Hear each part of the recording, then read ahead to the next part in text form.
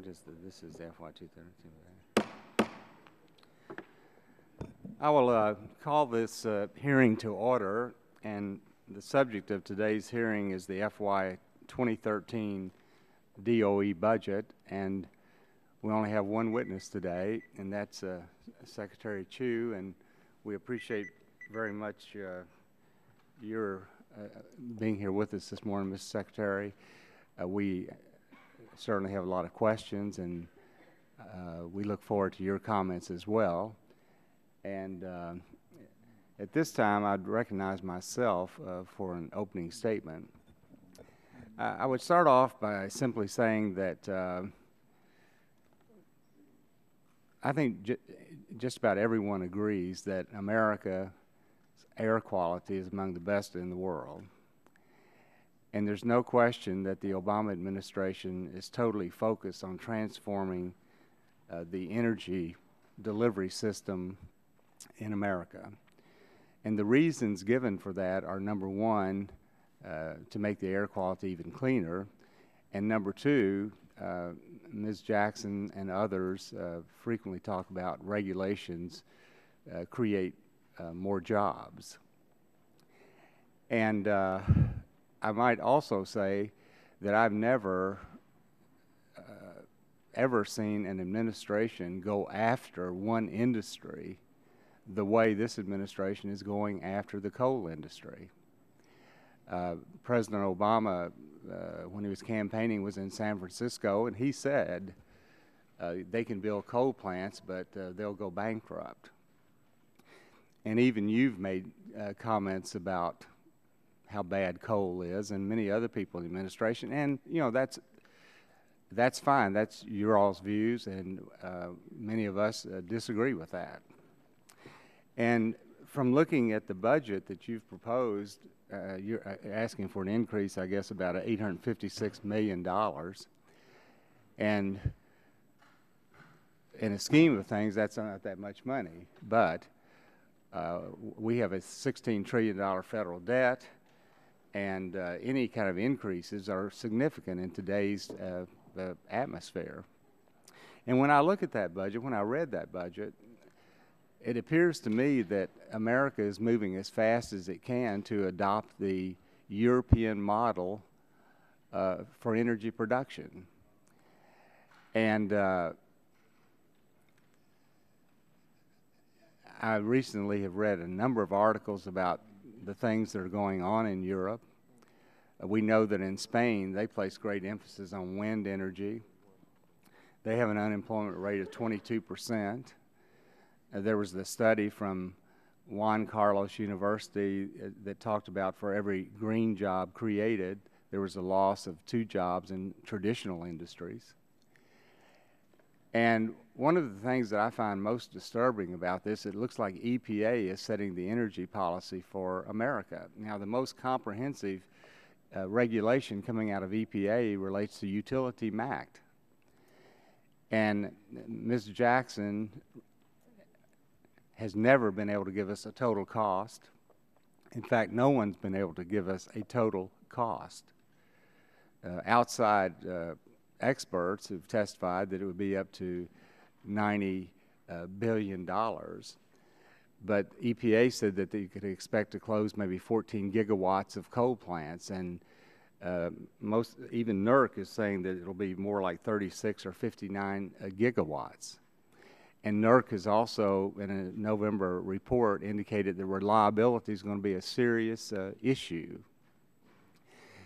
And yet, whether it's in transportation or it's in electricity production, this administration is totally moving to, on the transportation side, provide all sorts of grants and loan guarantees to technologies, many of which have not proven to be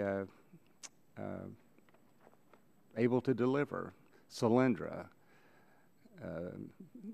We've got Fisker is not going to open up the Delaware plant.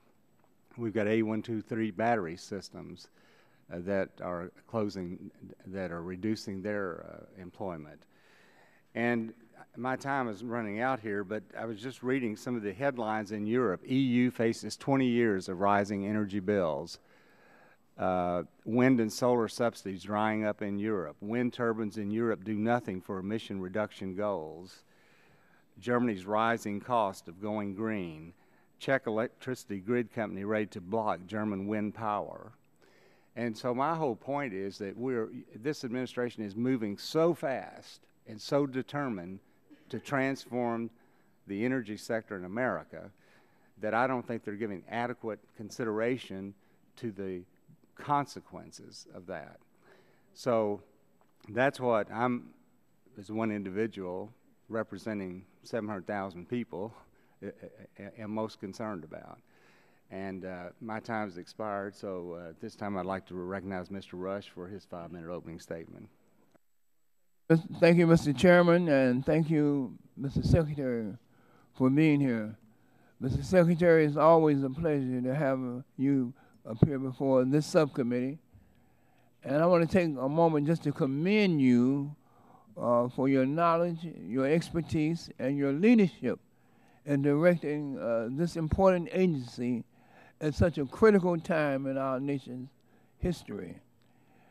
As you know, high gasoline prices are on the minds of every American, my constituents, and others are concerned about these high gas prices.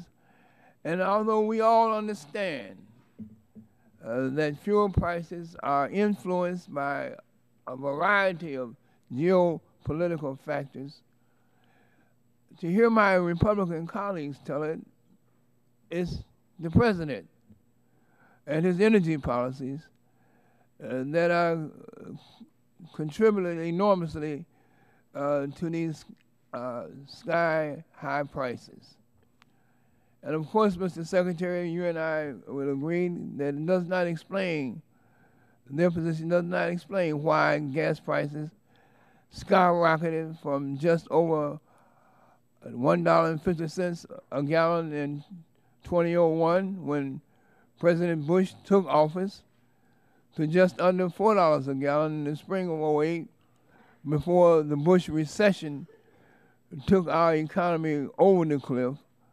But this is, that's an argument for another time. I won't belabor that at this moment. Mr. Secretary, as the person who heads the Energy Department, I would like to hear your thoughts on how the Obama administration's policies have helped the American consumers through fuel efficiency measures, the promotion of renewable sources of energy, and other forward-thinking policies that are necessary to move America forward and to wean us off of imported oil. I would like also to get your comments on the record regarding the levels of fuel consumption, importation of foreign oil, and oil and gas production during the Obama administration. The research I've seen shows that under President Obama, we are importing less oil now than any other time in the last 13 years. Research also shows that we are producing more oil now domestically than we were at any time in the last 8 years. In fact, since President Obama opened up millions of new acres of oil for oil and gas exploration, the U.S. now has more working oil and gas rigs than the rest of the world combined. Additionally, your agency recently reported that the average fuel demand has actually dropped 6.7% as compared to the same time last year. Yet, despite all of these facts, gas prices have continued to climb much faster and far earlier than in previous years. And of course, my friends on the other side, those who want to blame the president and those who have got a keen eye, a sharp eye toward the November 2012 elections, are using this as a way to make political hay against the administration's policies. as you will hear repeated time and time and time again, the constant refrain of those who are on the other side will be pointing the finger at the president and solely at the president. Mr. Secretary, again, I want to welcome you today, and I look forward to your testimony. I look forward to you setting the record straight. Finally, I hope, setting the record straight, but I'm not too confident that even though you will set the record straight, that it will remain straight. Your comments in the past, as they have been, will be distorted, taken out of context, and used for political mileage and political verbiage and used for political gain. But please inform the American people of the true benefits of having an energy policy that is forward-looking and will help us plan ahead for the future. So the Congress will not have this same finger-pointing debate 10, 20, or 30 years down the road. Thank you, Mr. Secretary, and I yield back the balance of my time. Thank you. At this time, I recognize the Chairman of the full committee, Mr. Upton of Michigan, for 5 minutes. Well, thank you, Mr. Chairman, and Mr. Secretary, welcome. Today's hearing on the Department of Energy's fiscal year 2013 budget comes at a very critical time for energy policy in the country for sure. Gasoline prices continue their march toward and probably past $4 a gallon. We remain dependent on unstable foreign sources of oil despite abundant, untrapped domestic supplies as well as Canadian supplies that this administration so far has blocked from coming into the U.S. And at the same time, residential electricity prices have been increasing every year over the last decade. Mr. Secretary, you raised some eyebrows with your comments on gas prices early on and what the administration's about the administration's overall energy policy. Many of us were stunned by your past suggestion some time ago that somehow, quote, we have to figure out how to boost the price of gasoline to the levels in Europe. And more recently, last week, you were asked whether your overall goal was to lower gasoline prices, and your answer was no. You said that the goal was to decrease dependency on oil, a long-term goal for sure, which means we're not necessarily focused on reducing prices for families and small businesses that are struggling today. Increased energy prices mean that energy households are spending a greater percentage of their income on energy costs, leaving them with less money for food, health care, education, other basic necessities. So what has the President done to help us?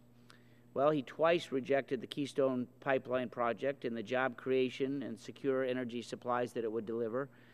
His solution to higher gas price appears to certainly threaten our emergency oil supplies by tapping SPRO rather than opening more federal lands to domestic energy development. And instead of eliminating regulatory red tape, he's imposed costly new regs on our power sector that certainly is going to drive up the electricity prices. He recently did begin to brag about that he supports an all-of-the-above energy policy, but these actions look like a policy of nothing from below.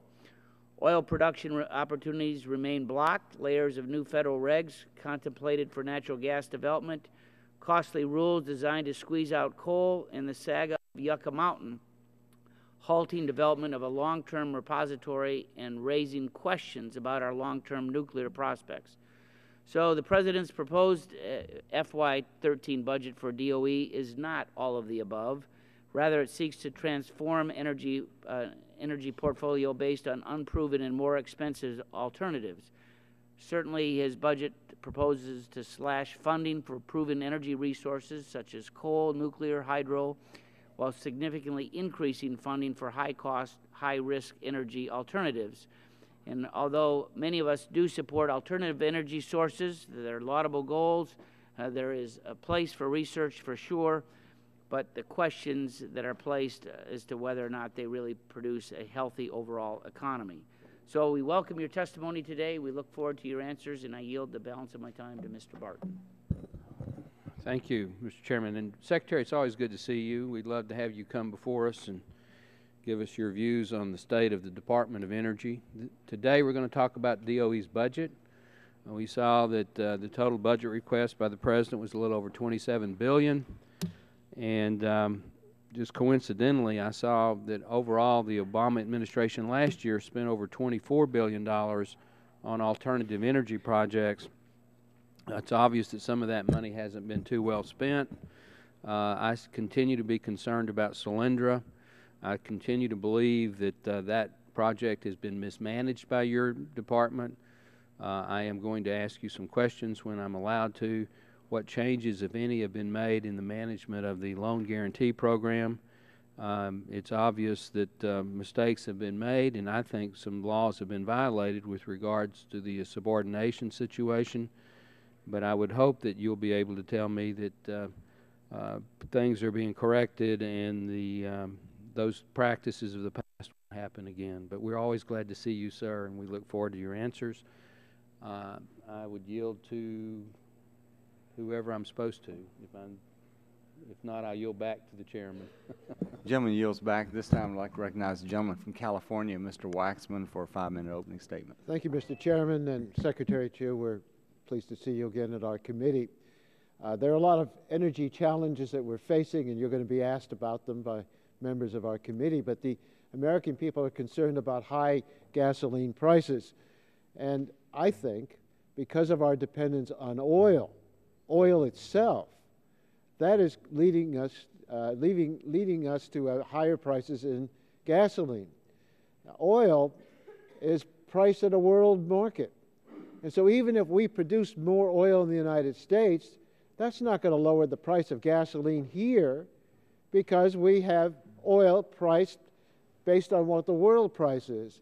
Canada, for example, should be the utopia the Republicans pray for. In Canada, they produce more oil than they consume, and yet their prices are just as high as ours. And their people are complaining about the high price of gasoline as well. So when we hear Republicans saying, produce more oil, they're doing what the oil companies want, but it's not going to reduce the price of gasoline. Energy economists tell us that Republican plan is not even remotely possible to reduce the price of gasoline. It'll have zero effect on gasoline prices. So we need to face reality. And the reality is that oil prices are determined on a global market, and no matter how much we drill here, our gasoline prices are going to rise if there's a crisis in the Middle East, if there's a fear about disruption from Iran, if there's a labor unrest in Nigeria, if OPEC sees that there's too much oil and they decide to reduce the supply, and the demand is increasing in China and in India. So there's only one way we can protect ourselves from the impacts of rising oil prices, and that's if we reduce our demand for oil. That brings us to another energy challenge that we face. We have to invest in clean energy to diversify and reduce our energy use. We're locked in a competition with China and other countries in the future of clean energy. And if clean energy is our future and we're not investing in that, as House Republicans call us to strike those investments, we are going to lose out on jobs and the future. We have to also confront the enormous challenge of climate change, which threatens our economic strength, our national security, and the health of our citizens. Yet rather than confront this challenge, the Republicans deny the science, and they vote to block all action on climate change. Democrats and Republicans in Congress seem to have two completely different visions of our future. The President says we need to listen to scientists and energy experts and become the world leaders in clean energy economy of the future. House Republicans deny the science, and they seem to want to obstruct the President every step of the way. In spite of these constant obstructions and attacks on common sense policy, the administration has made significant advances. The President has acted to cut the emissions of cars and trucks, doubling the fuel efficiency of our fleet. As a result, our energy dependence on oil has declined. The Department of Energy has made significant investments in renewable energy, and we're seeing the results. Even while our economy has struggled during the last 3 years, the solar industry doubled the number of American solar jobs from 46,000 to more than 100,000.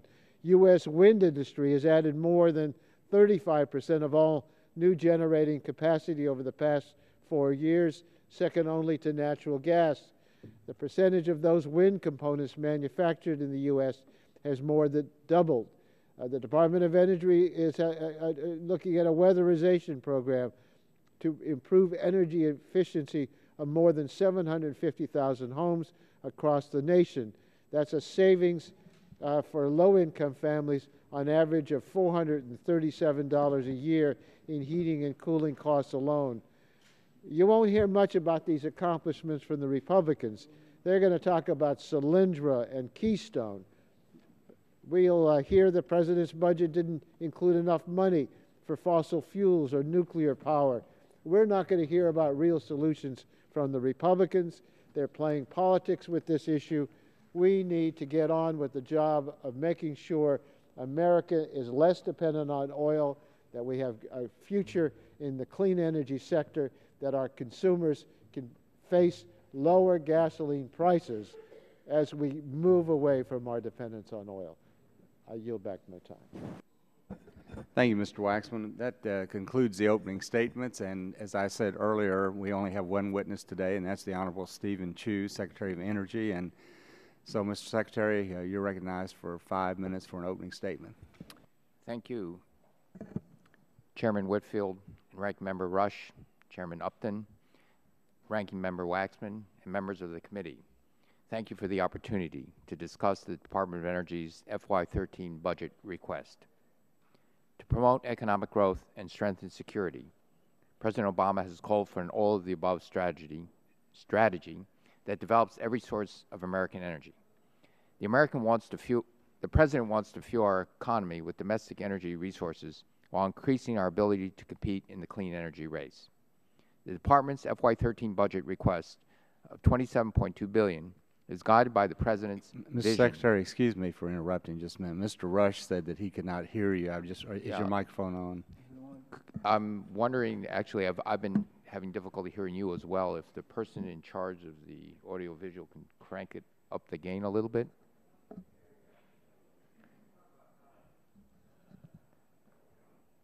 You know, that seems to be better. Yeah. All right, thank you. Thank you. Okay. To promote economic growth and strengthen security, President Obama has called for the all-above strategy that develops every source of American energy. The President wants to fuel our economy with domestic energy resources while increasing our ability to compete in the clean energy race.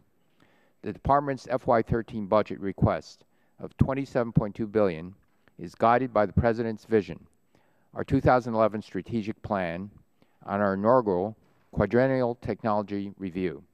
It supports leadership in clean energy technologies, science and innovation, and nuclear security and environmental cleanup.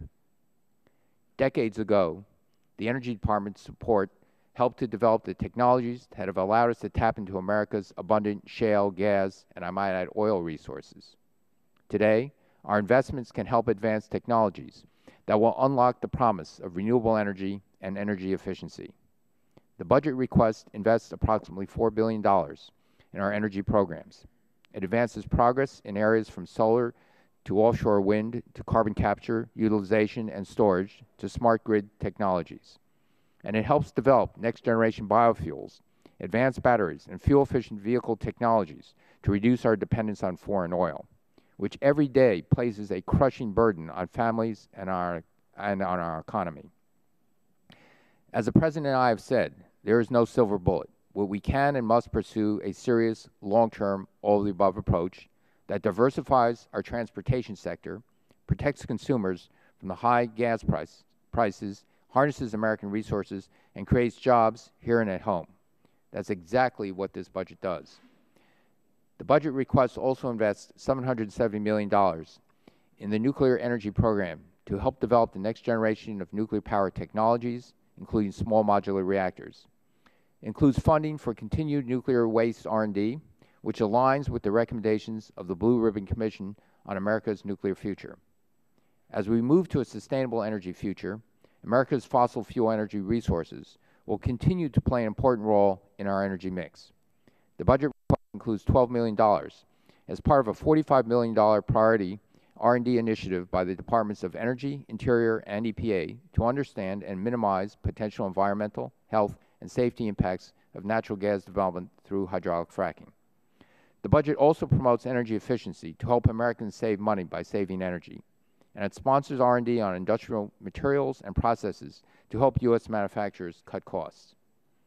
To maximize our energy technology efforts in areas such as batteries, biofuels, electric grid technologies, we're coordinating research and development across our basic and applied research programs and ARPA-E. And to encourage the manufacturing and deployment of clean energy technologies, the President has called for extending proven tax incentives, including the production tax credit, the 1603 program, and advanced energy manufacturing tax credit. Competing in the new energy economy requires our country to harness all our resources, including American ingenuity. The budget request includes $5 billion for the Office of Science to support basic research that could lead to new discoveries and help solve energy challenges. It continues to support Energy Frontier Research Centers, which aim to solve specific scientific problems to unlock new clean energy development. It also supports the 5 existing energy innovation hubs and proposes a new hub in electricity systems. Through the hubs, we're bringing together our nation's top scientists and engineers to achieve game-changing energy goals. Additionally, the budget request includes $350 million for ARPA-E to support research projects that could fundamentally transform the ways we use and produce energy. Taken together, our research initiatives will help rev up America's great innovation machine to accelerate energy breakthroughs. In addition to strengthening our economy, the budget request also strengthens our security by providing $11.5 billion for the National Nuclear Security Administration. Finally, the budget requests include $5.7 billion for the Office of Environmental Management to protect public health and the environment by cleaning up radioactive legacy waste from the Manhattan Project and the Cold War. This budget request builds on progress that has been made by the program. By the end of 2011, the program has reduced its geographic footprint by 66%, far exceeding its goal of 40%. The budget request makes strategic investments to promote our prosperity and security. At the same time, we recognize the country's fiscal challenges and are cutting back where we can. We're committed to perform our work efficiently and effectively. Countries around the world recognize the clean energy opportunity and are moving aggressively to lead. This is a race we can win, but we must act with fierce urgency. Thank you, and now pleased to answer your questions. Thank you, Secretary Chu, and I'd recognize myself for 5 minutes of questions. I had mentioned in my opening statement about the Utility Act, which is one of the big regulations coming out of EPA. And the thing that bothers me the most about it is that it was basically explained that the reason we had to do this was primarily for mercury reductions and some acid gas reductions.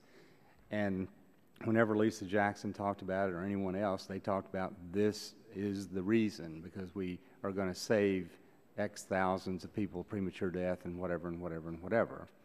And yet, in their own documentation, it was very clear that mercury reduction had no significant benefit from Utility Act, that any of the benefits came from double counting reduction in particulate matter. And I would just like to know, were you involved at all in formulating Utility Act or discussing the implications of Utility Act or the benefits of Utility Act? We were involved to the extent that when asked to provide technical information on, for example, potential impacts having to do with the reliability of transmission distribution of energy, we provided that technical information to the EPA. things along those. I remember those especially. That was some of the concerns of the EPA. What plants, what power generating stations? Was there any threat to the delivery system and for the continued reliability of the system? Well, are you concerned that EPA had estimated that there would be a 14 gigawatt reduction in coal production of electricity, and NERC is saying there will be more in the neighborhood of 36 to 58 gigawatt reduction, and NERC has also raised issues on reliability. As Secretary of Energy and responsible for reliability and a lot of these issues, does that concern you? Well, when we looked at the, again, in working with, in discussions with NERC and EPA, we looked at the mechanisms and felt that there were procedures and mechanisms in place so that the American public, that, you know, should something occur, because it's not taken on the average, the aggregate for each particular sector that receives electricity, would the companies be able to supply electricity in a reliable manner? And so we certainly worked with those agencies to say that there were mechanisms in place to respond should something occur. So you don't, in the planning. You don't really have any concern about the reliability issue from the information that you have? No, of course we have concern about the reliability. That is one of the very important duties of the Department of Energy. What about this? I am disturbed that I think EPA misled the American people on Utility MAC, because all they ever talked about, and even many of our friends on this side of the aisle, not all of them, but every time there's a public statement, they talk about what the reduction of mercury emissions is going to be. And all of the analysis, all of the data indicates that there's insignificant benefit from mercury reduction. So if EPA is selling it based on that benefit, and that benefit is not there, then why would you be moving forward with such an expensive regulation that will potentially affect reliability and as well as increase electricity prices? Well, Mr. Chairman, I can't speak directly to the mercury standards that the EPA is talking about, mostly and mainly because that is in the purview of the EPA to protect the air, to protect Americans' health. And our role is in determining power distribution reliability. Our role is in developing technologies to make coal so we can help industry reduce the price to continue to use coal, but in a much cleaner way. Yeah. Well, you know, I mean, I just have a philosophical difference, I guess, with you also, because we have this $16 trillion debt. ARPA-E, you're asking for a plus-up of 27% on that. Basically, that's used for very speculative technology. You've asked for a 30% increase on energy efficiency and renewable energy grants. And I was reading a biography of Henry Ford, and when he started Ford Motor Company, he did it all with private investment. And just like on Fisker, you had Kleiner Perkins putting up venture capital there, and I'm just questioning, why should the federal government be putting up these millions of dollars when we're in the financial situation that we're in, and it's very speculative? So what is your view? Well, I'm very supportive of ARPA-E. There was a very recent ARPA-E third summit that was at the end of February. There was great excitement and enthusiasm. Leaders in American industry, including Fred Smith of FedEx, I'm going to paraphrase what he said when he gave a plenary talk there. He said, you know, pound for pound, dollar for dollar, he felt that ARPA-E was the most effective use of government resources he's seen in a long time. That's a paraphrase, like we can get you the exact quote, but strongly supportive of ARPA-E. Lee Scott, similarly strongly supportive of ARPA-E. Many, many people thought that it was very important to help America get a leg up, increase our competitiveness, and help our prosperity. Thank you, Secretary Chu. Mr. Rush, you recognize 5 minutes. Thank you, Mr. Chairman. Mr. Secretary, as I stated in my opening statements, I am eager for you to set the record straight in regards to the levels of oil and gas production, importation, and consumption during the time that President Obama has been in office. While my Republican colleagues may engage in a scorched earth strategy and an endless and senseless blame game gamut and point to the administration's policies as the singular cause for rising gas prices, I believe that, in fact, it is your agency's forward-looking policies that will help America move past our dependence on foreign oil and fossil fuels in general, so that we do not continue to have this debate every year as gas prices inevitably rise. So, Mr. Secretary, can you talk about the levels of oil and gas production under President Obama's administration? Has production increased or decreased? And have new lands been opened up for drilling under this administration?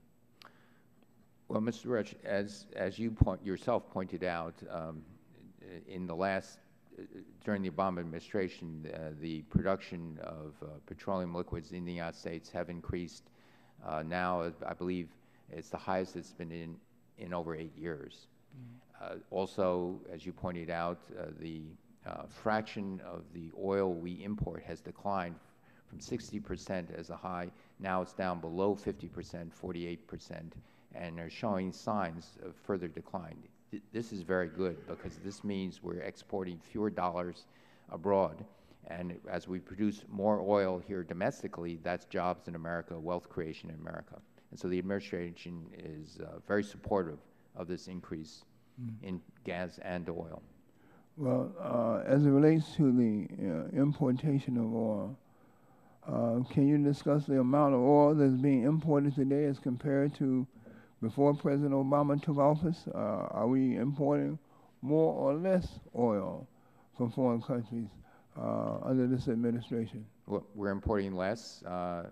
Again, roughly, I believe, less than the last 16 years, as my memory serves can be correct.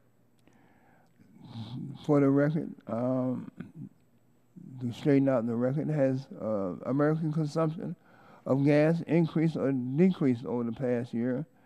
And if it's changed, then what do you attribute to that change? Can you discuss some of the policies that have gone into effect under President Obama that have impacted consumer habits and lowered U.S. consumption of gas?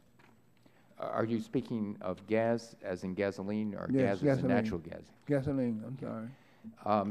Well, our consumption of gasoline has decreased in part due to two reasons. First, there was a dramatic decrease, unfortunately, due to a very severe recession that we're slowly climbing out of. But there's another very important part, and that is, and we want to climb out of this recession as quickly as we can. There's another important part, and that is the efficiency. The use of gasoline is improving. And this goes directly to help every American family in reducing the amount they spend on gasoline every week. And so, again, the Obama administration has been very supportive and helpful and leading the way, indeed, in improving the efficiency of automobiles, trucks, and other vehicles. A part of your responsibility and a part of your concern, I'm sure, is the weaning of the American consumer off fossil fuels and our heavy dependence on the fossil fuels and also foreign sources of energy. What policies do you have in place? And give us a rationale for how you view these policies as being a top priority for the American people and for this Congress. Well, the policies the President has taken in terms of increasing our production of oil and natural gas include the making available for lease, an increase in the federal lands being made available for lease for oil and natural gas And so that has continued to increase and will continue, so that the multinational, the American oil and gas companies have more access to federal lands.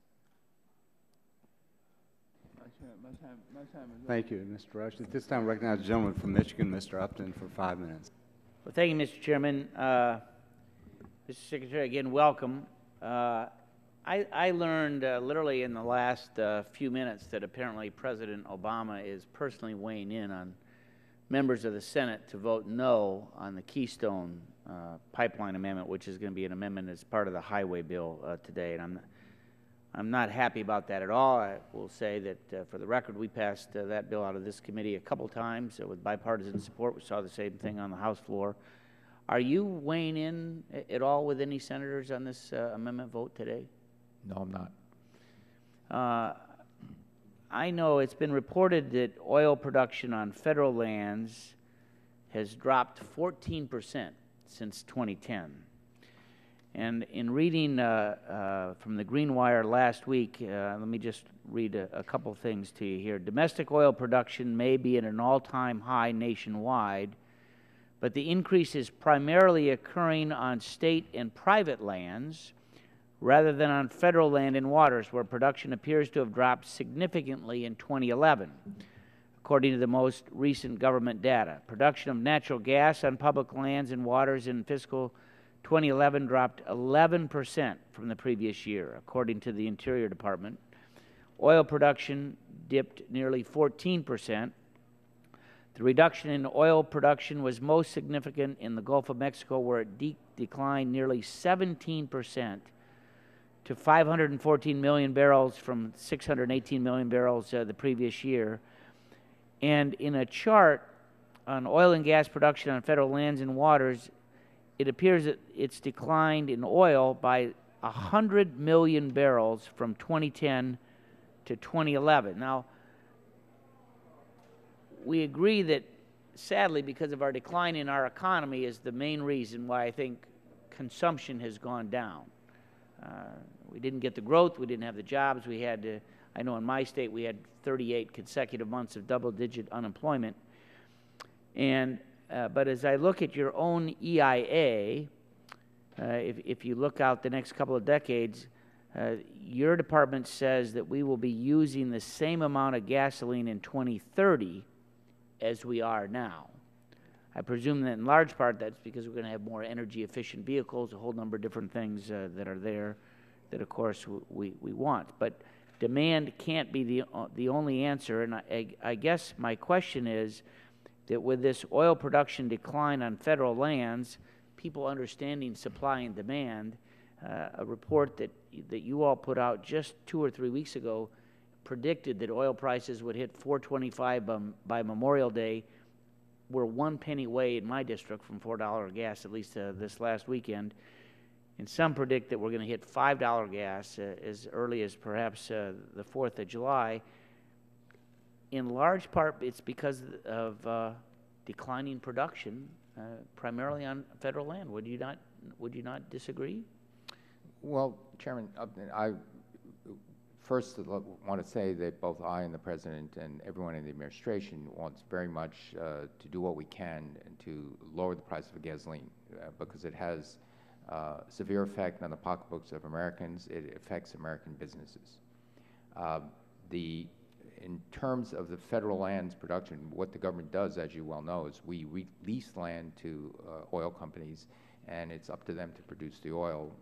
Currently, they... But right now, just to interrupt for a second, it's proposing a 5-year leasing plan that would delay sales in the Atlantic or Pacific through at least 2017. So it's looking for yet another moratorium for 5 more years. How does that help us? Well, it's not my understanding. My understanding is a bit different.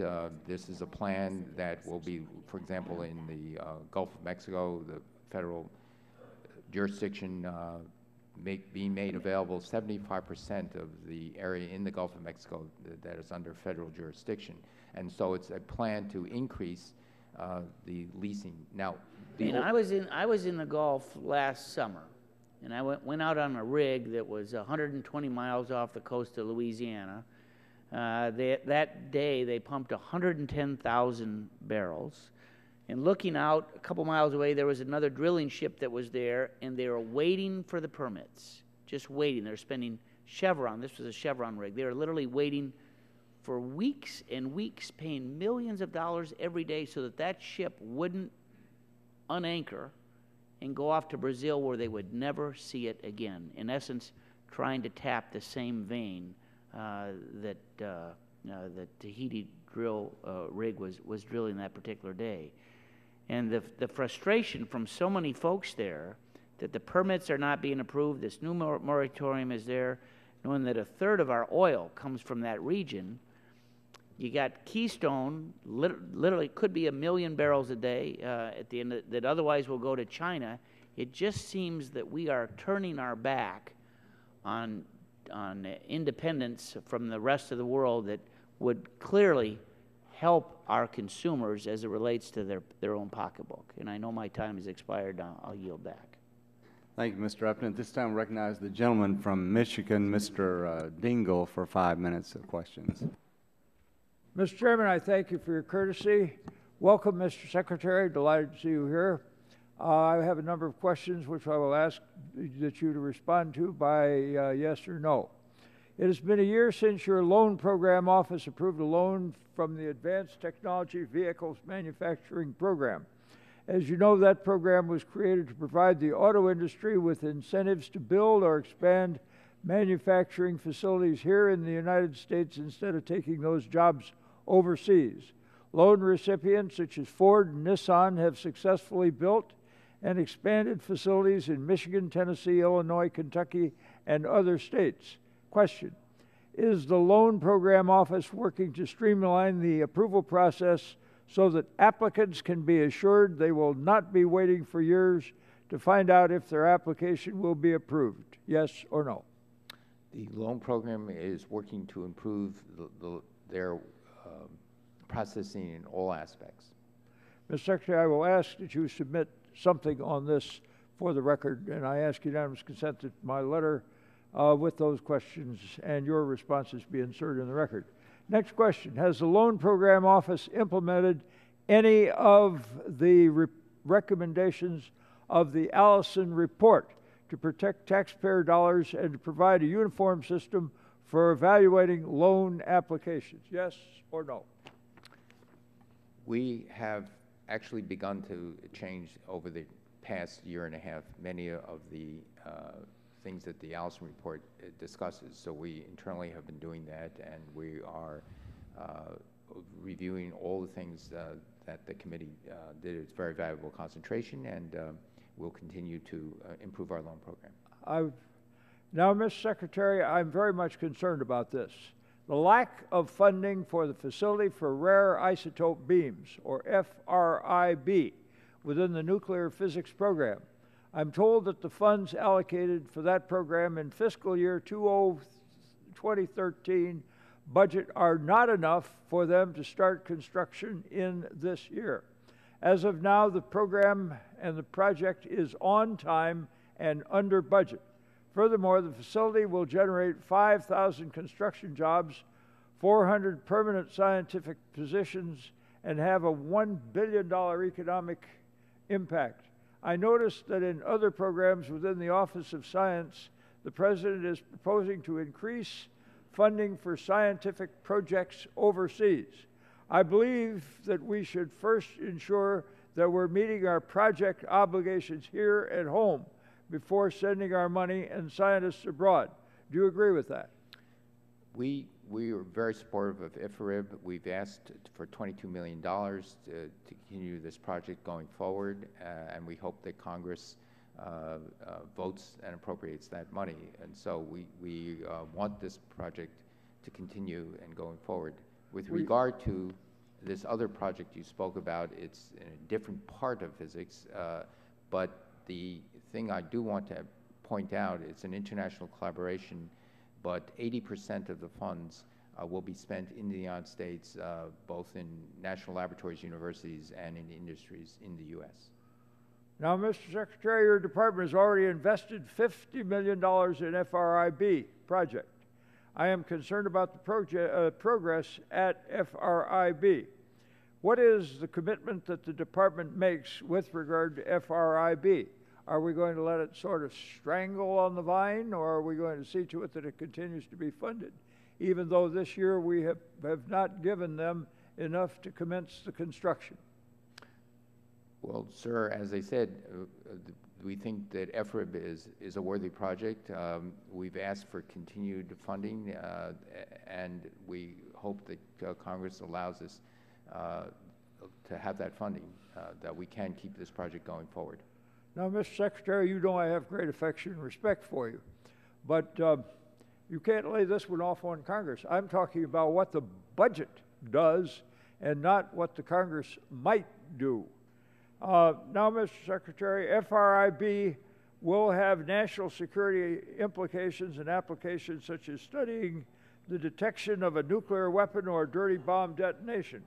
I do not believe that we can pursue these types of national security opportunities and applications at facilities overseas. Doesn't that tell us that we should put our money here locally rather than giving it to other countries to do this kind of critical research and programs that will have such a significant impact upon our national security? The funds, as I said, the lion's share of the funds for ITER, this International Fusion Project, will be spent in the United States, but the Department of Energy agrees, as the other ITER partners, that this is a very important experiment that could perhaps unlock fusion energy for the future. Again, Mr. Secretary, with great affection and respect, we're going to spend some money in the United States. We're going to build a facility abroad, and the work and the benefits that will be achieved from this will be spent abroad and will strengthen foreign scientific applications as opposed to Americans. I find this distressing. I thank you for being here. I will follow this up with a letter indicating further distress to you, Mr. Secretary. Thank you for your presence. This time recognize gentleman from Texas, Mr. Barton, for 5 minutes. Thank you, Mr. Chairman. And again, thank you, Mr. Secretary, for being here. In my opening statement, I referenced the alternative energy budget and specifically said concerns about the loan guarantee program. As you know, we continue to have an ongoing investigation with regards to Solyndra. At the last hearing that you attended, I believe, with the focus was on Solyndra, you were very supportive of the way the loan guarantee program had been managed, but I think you did indicate that there might be some changes forthcoming. Have there been changes in the way you and your department have managed the loan guarantee program for alternative energy, and if so, could you tell us what those are? Yes, sir. There were changes. Let me give you a few examples.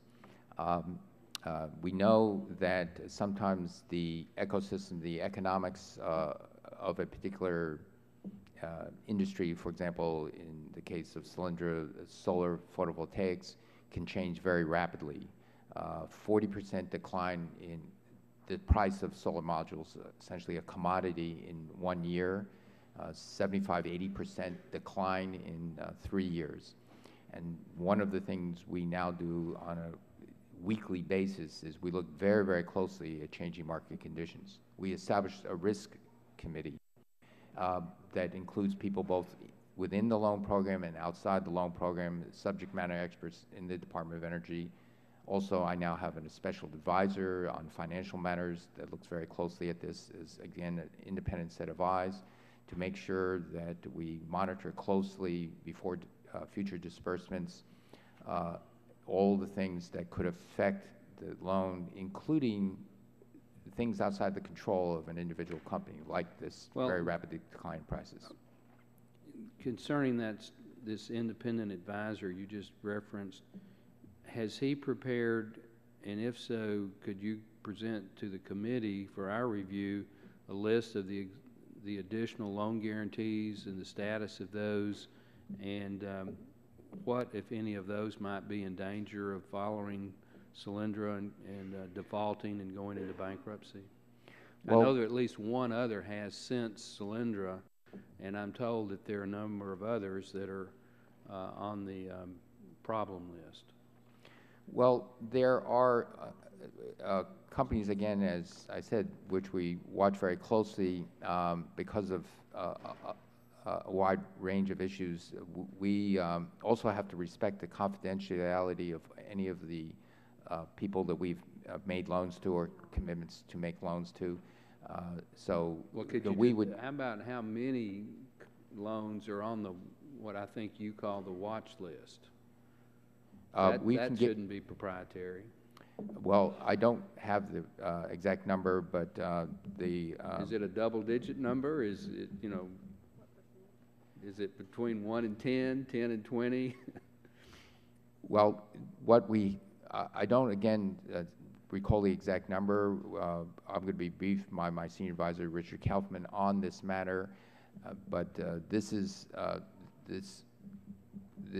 again any company that would be that we think has a chance of being subject to changing market conditions, other issues internal within the company, we do watch very closely. Well, do you think that the American taxpayer should have a reasonable expectation that all of these loans should be repaid, as opposed to any loan that's made is just watered down, just money down the tubes, and it's not going to be repaid? I mean, you have to admit that the history so far of the initial projects has not been good.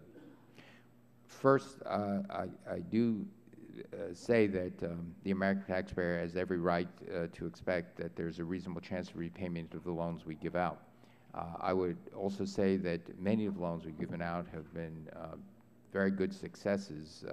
It's already been mentioned, loans, for example, to Ford Motor Company, to Nissan. That wasn't an alternative energy loan. We have other loans that were I don't think that came through your department either, Mr. Secretary. But sir, actually, the ATVM loans do. But regard to alternative energies, there are a number of loans that we feel, and the Allison report also recognizes, that are low risk, have a very high probability of being paid back. Well, my time has expired, but we will follow up in writing, and we will ask that these problem loans on the watch list be provided to the committee so that our people can review them and hopefully work with your administration, your agency, to take steps to protect the taxpayer money.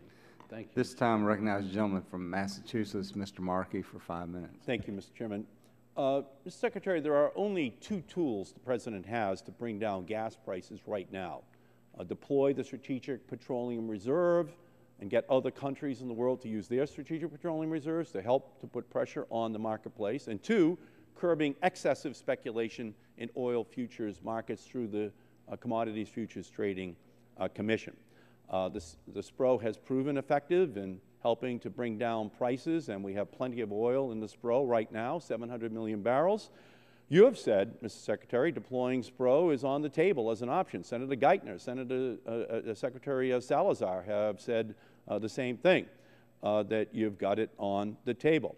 Now, the oil companies and the Republicans, they oppose deploying the SPRO. But their oil above all policy doesn't help drivers right now. None of this oil they're talking about is coming online this year. And people are looking for relief at the pump right now. So, Mr. Secretary, Senators Vitter, Hoeven, Lugar, Crapo, and Thune have introduced legislation that would prevent the President from deploying any oil from the Strategic Petroleum Reserve until he approves the Keystone XL pipeline permit. Do you believe, Mr. Secretary, that the authority of the President to deploy the Strategic Petroleum Reserve should depend on the permitting of the Keystone pipeline, even if Iran cuts off the Strait of Hormuz and blocks 20% of the world oil supply? No, I don't. Do you believe that it makes any sense to say to our young men and women that we export over into the Middle East to protect this supply of oil, that we are not going to use the weapon we have here in the United States, the Strategic Petroleum Reserve, in order to keep the price of oil low and not allow Iran to threaten us unnecessarily?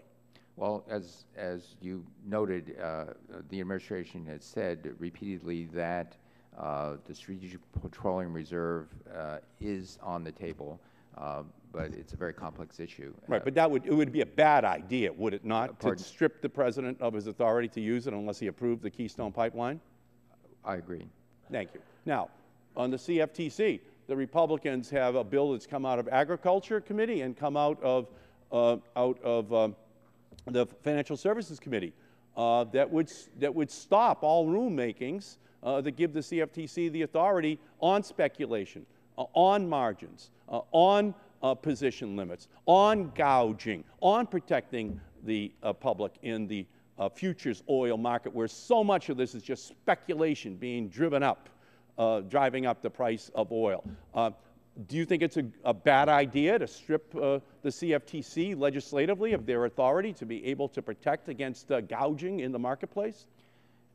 Well, no one would be in favor of gouging. The Republicans believe you don't need the rulemakings at the CFTC. Are they right or wrong, Mr. Secretary?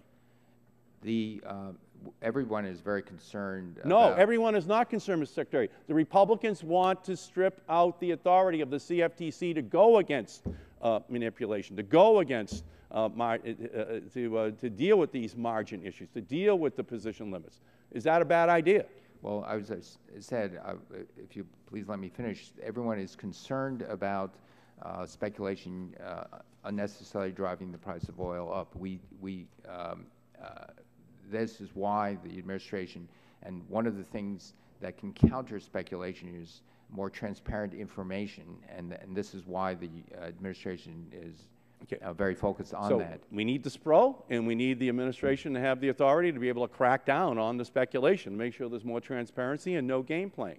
And I will also say that there is a proposal out there to create an international natural gas market. Right now, you know, Mr. Secretary, there is no international natural gas market. The price of natural gas in China is 6 to 7 times higher than in the United States. It's 3 times higher in Europe than it is in the United States. That's leading to a boom in manufacturing in our country. It's really leading to all new planning on natural gas vehicles because the price is so low, and many utilities are really contemplating a faster switch over from coal over to natural gas. There's an application for 8 new licenses that are before you to export this natural gas, which your own agency says could raise the price upwards of 54%. I urge you to call a timeout, Mr. Secretary, to make sure that we get this right. You had an assistant secretary that made a statement last week that really disturbed me. I would urge you not to approve these licenses until we put together a plan for the United States on liquefied natural gas exported from our country. Gentleman's time has expired. At this time, I recognize the gentleman from Texas, Dr. Burgess, for 5 minutes. I thank the chairman for the recognition. Yes, Secretary, way back here. Let me ask you, because Mr. Barton was asking you some questions about the loan guarantees at Solyndra. When you came to us in November of last year, it seemed to be news to you that there were postponement of layoffs that occurred at the company, those postponements to take the layoffs past Election Day before they were announced. And you seemed to be surprised that that had in fact occurred. And I think, if I recall correctly, you said you were going to look into that. So can you share with us the results of your investigation, what information you've uncovered as to why those layoffs were postponed past the Election Day? We turned the matter over to the IG, the Department of Energy ID, and they're looking into the matter. And when they tell us what they find, we could share that with you. Well, I pray that you do. But so far, have you identified any of your staff at Department of Energy that were involved in making that decision? No, as I said, we turned the matter over to the IG, and so that it's an independent look at what happened. Have you yourself been interviewed by the Inspector General on this issue? No, I have not. Have you been informed that that's likely to happen? No, I have not. Are you willing to talk to the Inspector General about this? I've always cooperated with the IG.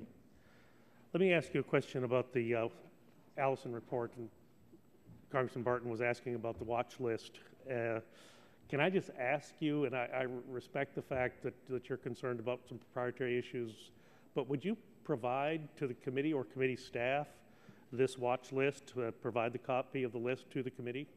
Well, actually, I was slipped a note and I misread it. It appears as though the committee staff, this committee staff, will be getting a briefing from Richard Kaufman, my special advisor, next week on this, on the loan program and the Allison. Is that the full committee staff or just the Democratic staff? I think it's the committee staff, the full committee staff. May I ask, as a member of the committee, then, that you would have your guys bring that list to that briefing? Well, we will do what we can, but again, we're going to give you a briefing. We need your commitment, sir, that we will be able to see that list, because it is important as far as congressional oversight on this process going forward. Well, as I said, we can all be criticized about the way things have been handled so far. I'd like to be able to stop the bleeding at some point. So let me just ask you for your commitment to make that list available to the staff. We have to look at, again, we don't want to violate the company confidentialities. The dynamics of what happens to these companies changes very rapidly. And so it's again, part of our loan risk. If I may, sir, the taxpayer has taken a pretty bad hit on this. And while I want the companies to do well, I think at some point we may have to put the taxpayers' needs and wants ahead of those of the companies. Again, I cannot see a reason why you could not bring that list. And I, for one, as a committee member, am going to be expecting you to bring that list. Let me ask you a question. You had... the Chief Financial Officer of your Department of Energy, had produced a report on uncosted balances in 2010. And just in the purpose and the background notes at the beginning of this report, it said your approach was developed in '96 in response to GAO criticism that the Department did not have a standard effective approach for identifying excess carryover balances that might be available to reduce future budget requests. To address this concern, you established percentage thresholds. So where are we with that? Are you prepared to produce for this committee those numbers on that met that percentage threshold that might be available to offset the numbers you're requesting in your budget? Yes, we've been working very aggressively at reducing these uncosted balances in the last several years. Well, the GAO estimated that this current fiscal year it's in excess of $680 million from carryover programs. What's your justification for asking for funding increases in programs with significant carryover balances? I believe the lion's share of that amount has to do with a program with carbon capture sequestration, which means that you, according to the statute, we need a significant private sector investment over matching funds of over half. And some of that has not materialized because if we have an uncosted balance because the private sector doesn't want to co-invest, there's not much we can do about that.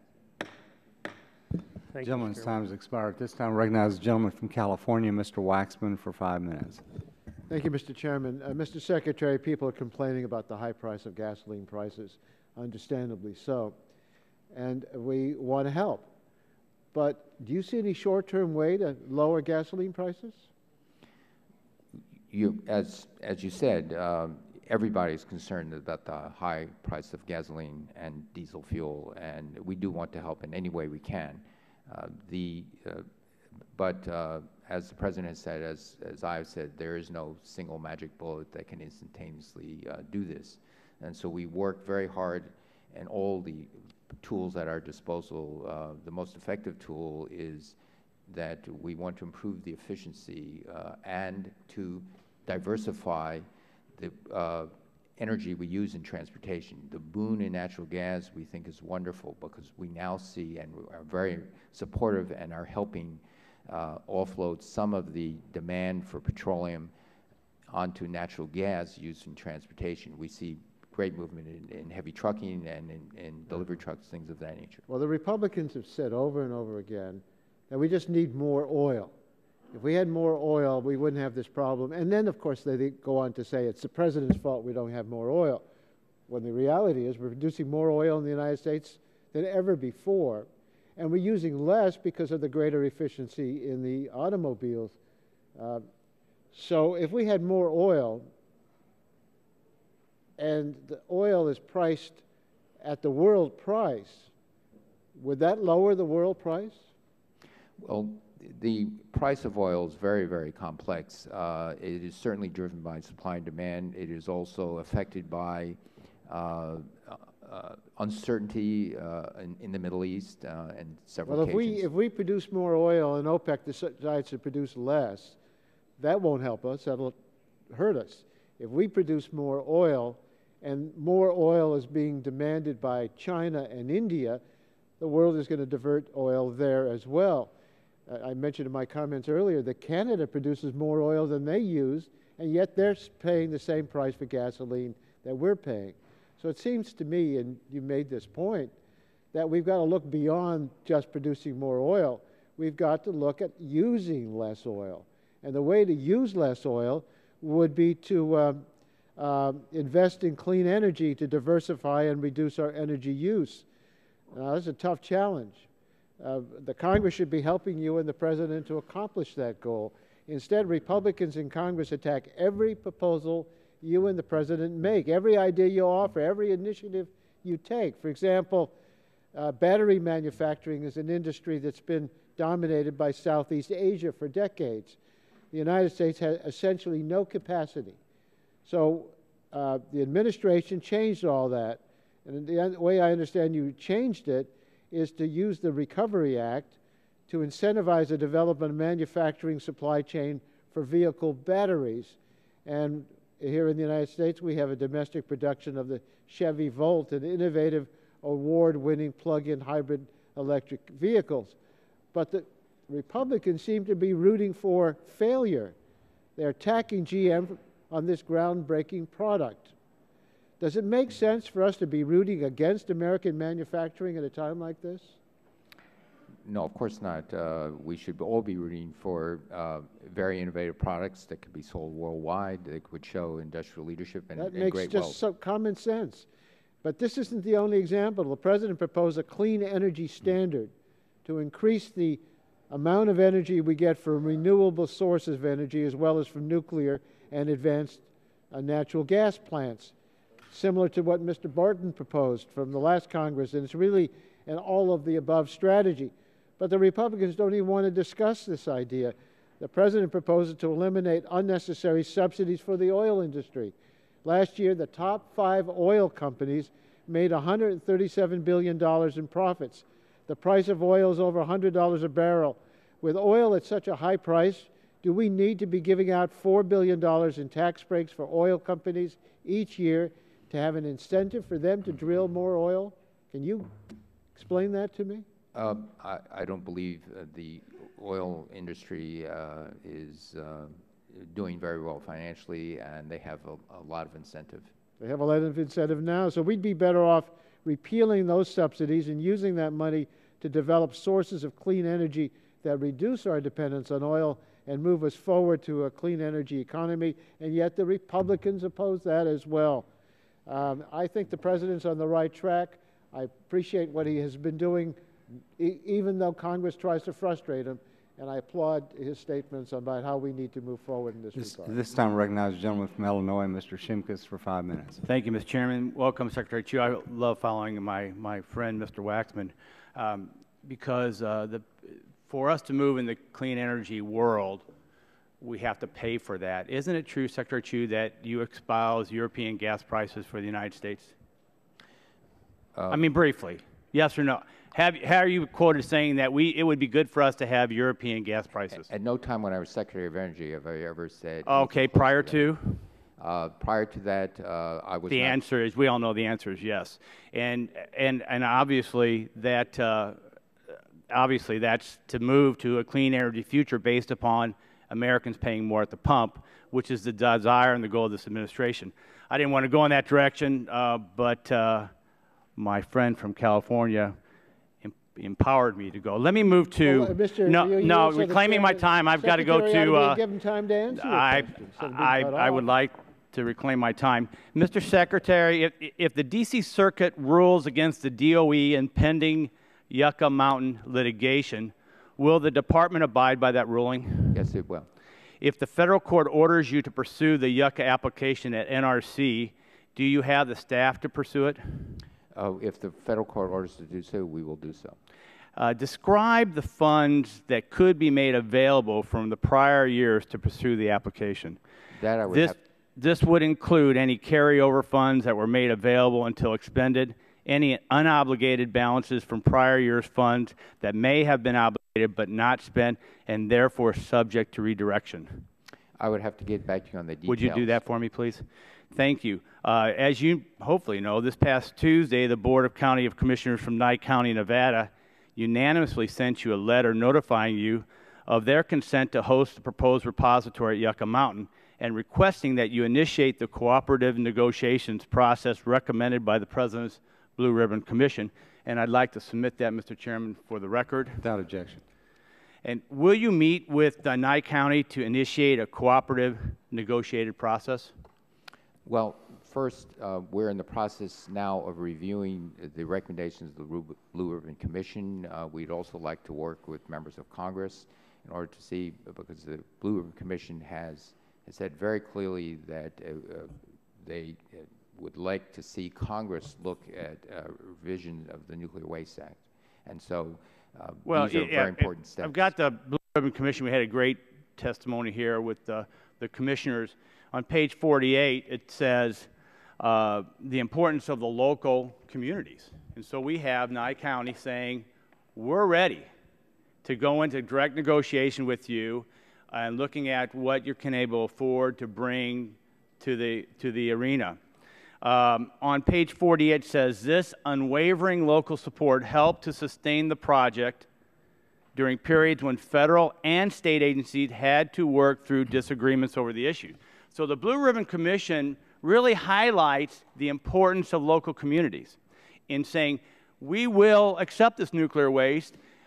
Let's get involved in negotiations. That's what your commission suggested. We have a local county that's taken you up on the offer of the Blue Ribbon Commission. I hope that you would then talk to the good folks of Nye County and get into negotiations as the Blue Ribbon Commission had suggested, which is the commission that you asked for. Well, we have to set up a process that can do this. It's certainly the Blue Ribbon Commission says that you need local support. I would also add, I think the Blue Ribbon Commission said this as well, you also need state support. Well, let me quote from this. On page 48, it says, this unwavering local support helped to sustain the project during periods when federal and state agencies had to work through disagreements over the issue.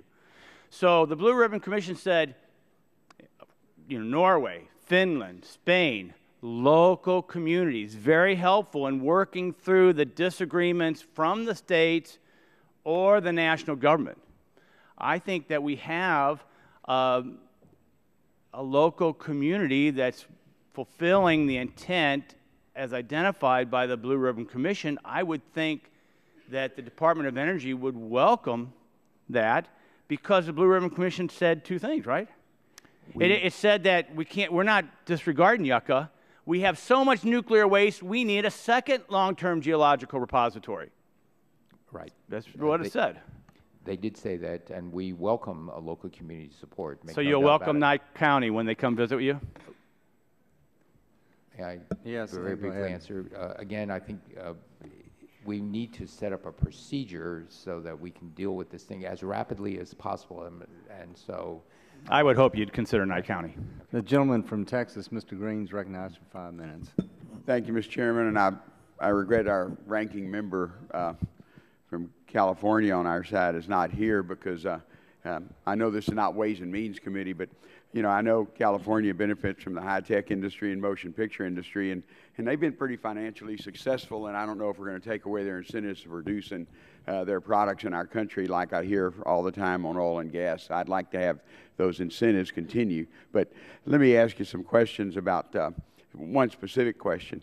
For many years, the Texas Center of Superconductivity at the University of Houston has been doing great work in a field that shows promise. From 1993 to 2011, the federal government financially supported the need for continuing science and development demonstrations in this field to keep the technology leadership in the U.S. and lay the foundation for the growth of well-paying research and manufacturing jobs. Unfortunately, the line item for superconductivity technology funding was eliminated 2 years ago. What is the U.S. government and the DOE doing to maintain that U.S. competitive advantage on superconductor technology that will have a major impact on energy generation, transmission, storage, and in light of the substantial overseas government investments to push technology into commercial products? What is DOE doing with we in Department of Energy, we support research in superconducting technology, primarily in the Office of Science. So we continue to do this. Many of the discoveries made in superconductivity and the understanding is developed in the United States. We think that this has great promise, and we'll continue to support that research. I'll probably get a letter to you and ask you about that, because having watched what happened with another Dr. Chu at University of Houston for many years and the success they've done both with state funding and with federal funding, but I appreciate it.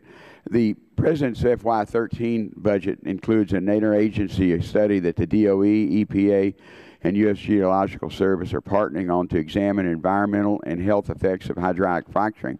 Can you explain the purpose behind this study, and how is this different what the EPA's been already doing, and then what is your Energy Advisory Board has already addressed, that combination of the interagencies compared to what EPA's done and what Department of Energy's already done with their Energy Advisory Board? Right. The subcommittee of the Secretary of Energy Advisory Board felt that the Department of Energy, in collaboration with other agencies, notably USGS, would be in a good position to help industry develop the natural gas and oil resources safely. We want to see those resources developed, but we want to see them developed in an environmentally safe way. So we're requesting funding to help help the companies extract those resources in an environmentally responsible way. And believe me, in Texas, we want to extract it safely. I know there's some things that we need to work on. The state law actually changed in Texas, requiring posting of the ingredients. You know, although I know companies already published them or had them available through OSHA requirements. But will there be peer review and stakeholder input into this incorporated into this study? Absolutely. We feel that this is using science to help develop new methodologies, again, so we can continue to extract natural gas, but as we both agree, in an environmentally safe way. And so it's this very rapidly improving technologies that I think you and I both agree can be done. Yeah. Carbon capture and sequestration is constantly discussed in the context of its use and possibly be used as carbon control technology under the EPA rules for utilities and refiners. The problem is it's still too expensive to commercially be used. Can you describe current DOE carbon capture and sequestration activities? Yes, I can, but unfortunately there's 47 seconds. I could do it in probably 4 hours, but let me just briefly say that we are very committed and focused to reducing those costs, so that reducing them greatly so that one can continue using our fossil fuel resources. Okay. Mr. Chairman, I know I'm out of time, but CCS still is not commercially viable, but hopefully we can get to that point sometime before you get mandates there that we at least the technology needs to be there. Thank you, Mr. Chairman. Thank you very much. At this time, I recognize the gentleman from California, Mr. Bilbray, for 5 minutes. Thank you, Mr. Chairman. Secretary, I'm still very happy that you are where you are, not just because you're Californian, but you've been brave enough to stand up on energy issues that were politically incorrect, pointing out the great shortfalls with ethanol and the great opportunity of nuclear power. And I'm glad to hear you talk about the small gas-cooled reactors. Hopefully the initiative with the United States Navy and Navy bases will look at that opportunity. In San Diego, we have 20 nuclear reactors within a mile of downtown San Diego, being run by 20-something-year-old kids. But we can't power our streetlights with it yet. But let me just say this. I think there's a lot of partisan cheap shots always go back and forth across here. So let me try to bridge the gap and find a place where Democrats, Republicans, Independents, and Americans across the board can agree, and most importantly, you. You agree that the crisis with finding a replacement for gasoline is a supply, how clean it is, and the infrastructure to be able to distribute it. Major problem. I'm a big ethanol guy, opposed to it, and the environmental issues and the supply issues and the infrastructure issues I have a real problem with. But algae, which I have supported strongly, is very clean, but we don't have supply and won't have supply in a long time, and it is compatible with the infrastructure. But we have natural gas, which we have massive sources of. It is super clean. It is even cleaner than propane, which is permissible under federal law to be used in interior spaces. And the thing we miss out is that 85% of the urban homes in America are plumbed with natural gas. The infrastructure is there. The trouble is you have a 3-foot barrier between the water heater and the car parked in the garage. And we have not bridged that gap. And all of the money we have spent and we're proposing to spend, are you looking at what we're doing for research and development of home dispensing to allow the American consumer, not 20, 30 years from now, but 10 years from now, to be able to say, I don't want to fill up with gasoline. I'm going to plug in my car and fill up with natural gas over the night. What in your budget is committed to bridging that 3-foot gap between the automobile and energy independence in the next decade and the water heater that 85% of city dwellers use today? I'm very glad you asked that question. The programs we have in our budget are in energy efficiency, renewable energy, and also in ARPA-E. Specifically what we're doing about that, and I share your excitement that our abundant natural gas in the United States, which looks to remain at low prices for at least another decade or two, has a great opportunity to help with transportation costs, to reduce the transportation costs. And so what we're specifically doing in terms of the home use is that right now the barrier is beyond that wall. It's the cost of the natural gas tank. Honda Civic Honda sells a Honda Civic a natural gas supply, but that carbon tank is very expensive. So we are specific. You're talking about the tank in the vehicle? In the vehicle. I'm not talking about the tank in the vehicle. I drove a natural gas with that tank in 1992. This is in brain surgery. I'm talking about the home dispensing pump that will be able, within the nighttime, 6 hours, bring the pressure up from the home into the tank of the car. Is there anything in your budget that specifically is addressing an aggressive attitude towards that home dispensing pump, so they can buy it at home, they can get it at their house every night? Yes, there is, but I was taking too long to explain it. So the short answer is the commercially available pump has to be able to pump to 3,500 pounds per square inch, 4,000 pounds per square inch. It's very, very expensive, and after 3,000 equivalent gasoline miles, it has to be refurbished for another couple of $1,000s. So it's like $6,000 for the dispenser, and then after a while, you've got to send it back to the factory. The tank we're trying to develop is something that can allow compression at not 3,500 pounds per square inch, but maybe several hundred pounds per square inch. We know that when you decrease the pressure to that and still have the range, then things become very inexpensive and accessible. And so that's what I was trying to get at. And isn't it true that if we had home dispensing, the big advantage with this is flex fuel? You do not have to have twin systems in the car. The same system that would burn natural gas has the ability to burn regular gasoline with a flip of the switch. That is true. You just need 2 tanks, one for the natural gas and one for the... But you don't have to have separate motors. That's correct. Thank you. Gentleman's time has expired. The gentleman from Pennsylvania, Mr. Doyle, is recognized for 5 minutes. Thank you, Mr. Chairman. Secretary Chu, thank you, and thank you for being with us today. Mr. Secretary, the National Energy Technology Lab in Pittsburgh is funded by your department's Office of Fossil Energy, and unfortunately, the President's FY13 budget request continues the very troubling trend of decreasing the department's fossil energy budget. A large portion of the research at the NETL is in advanced coal technologies, In FY 2010, the coal portion of the fossil energy budget was $404 million, but the FY 13 request is only $240 million, representing a 41% reduction in funding for advanced clean coal and R&D. Specifically, the President's FY 13 request zeroes out critical research in fuel cells and fuels programs and significantly reduces funding for carbon capture, carbon storage, and advanced energy systems and cross-cutting research. Some of these cuts appear to be especially poorly timed. Mr. Secretary, are you aware that the EPA is preparing to issue a proposed rule any day now, setting emission limits for greenhouse gases from coal-fired power plants? I'm not sure of the exact timing of the EPA schedule. But it's imminent.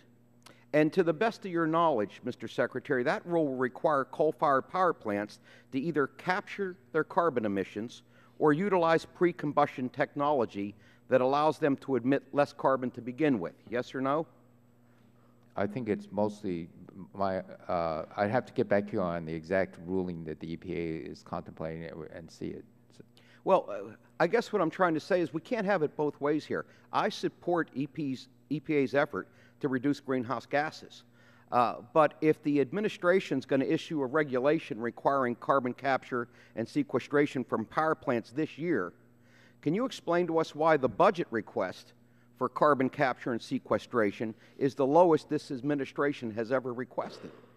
Well, we are very supportive, and I'm personally very supportive of carbon capture and sequestration, as you probably know. And so, and we think this is still a very important part of what we do in the Department of Energy. We remain committed to developing the technologies to lower the cost so we can continue using our abundant fossil fuel. Well, it just seems to me that if we're going to ask our power sector to reduce their greenhouse gas emissions, which I support, but at the same time we're nearly eliminating the research funding for the technologies that do this, I just think it's not fair, or there's a lack of coordination going on between EPA and the Department of Energy. Mr. Secretary, let me ask you another question. This administration has championed regulations to reduce pollution from power plants and from idling trucks. One way to do this is using solid oxide fuel cell technology, which is being developed through the Solid State Energy Conversion Alliance in the Office of Fossil Energy.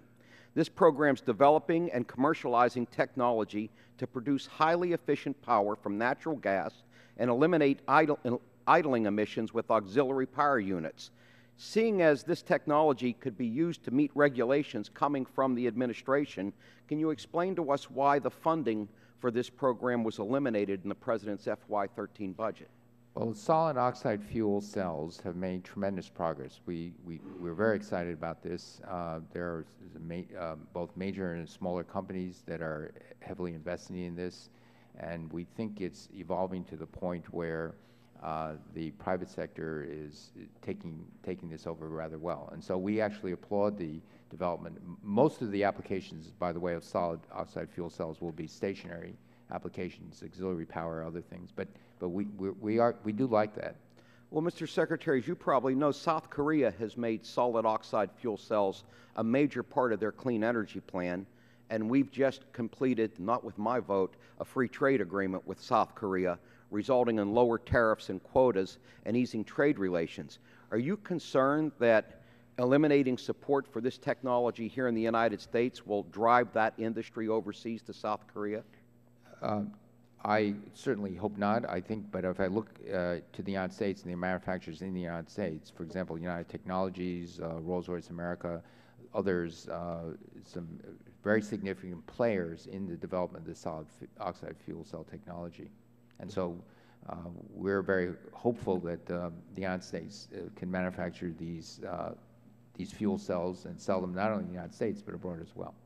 I hope that's right. Mr. Secretary, thank you for your time. I appreciate you being here. I yield back. This time I recognize the gentleman from West Virginia, Mr. McKinley, for 5 minutes. Thank you, Mr. Chairman. And due respect for time, I'm a little concerned. If the Department of Energy was formed in 1977 under the Organizational Act of 1977, there were three paragraphs I found interesting with it. The first was it was set up because the increasing dependence on foreign energy supplies presents a serious threat to the national security of the United States, health, safety, and welfare of its citizens. It was also charged to say to provide for a mechanism to deal with the short, mid, and long-term energy problems, okay, of the nation. And I think we can see long-term we're going with renewables. Short-term, I think we should be worried about coal. But the third is to foster the continued good health of the nation's small business firms, public utility districts, municipal utilities, private corporations, private cooperatives involved in energy production. Mr. Secretary, I think you've gone away from those principles. I think you've allowed what we heard earlier with some of the testimony about the use of the EPA, their predictions of their greenhouse gas closures of plants that were talked about here, that there were said that the EPA says only this level. So based on this level compared to all the other national organizations, EPA has been emboldened to continue to drive for greenhouse gas emissions when all the others are saying, if you do that, you're going to see the closures that are occurring like this all across America, that this questioning or challenging the reliability of our energy across America based on that information, I think we ought, I'm concerned that whether or not you have in fact a real interest in reining in a rogue agency that is allowing this kind of activity without based on science and agreeable comprehensive knowledge of how all the other people are looking at it across America. I go back to your remark that you made at Nettle in Pittsburgh, and you said, I want all of the above. I applaud that. I just wish it were back with action, because I'm still going back. I want to go back to your statement that you made back in '07 when you said, coal is my worst nightmare.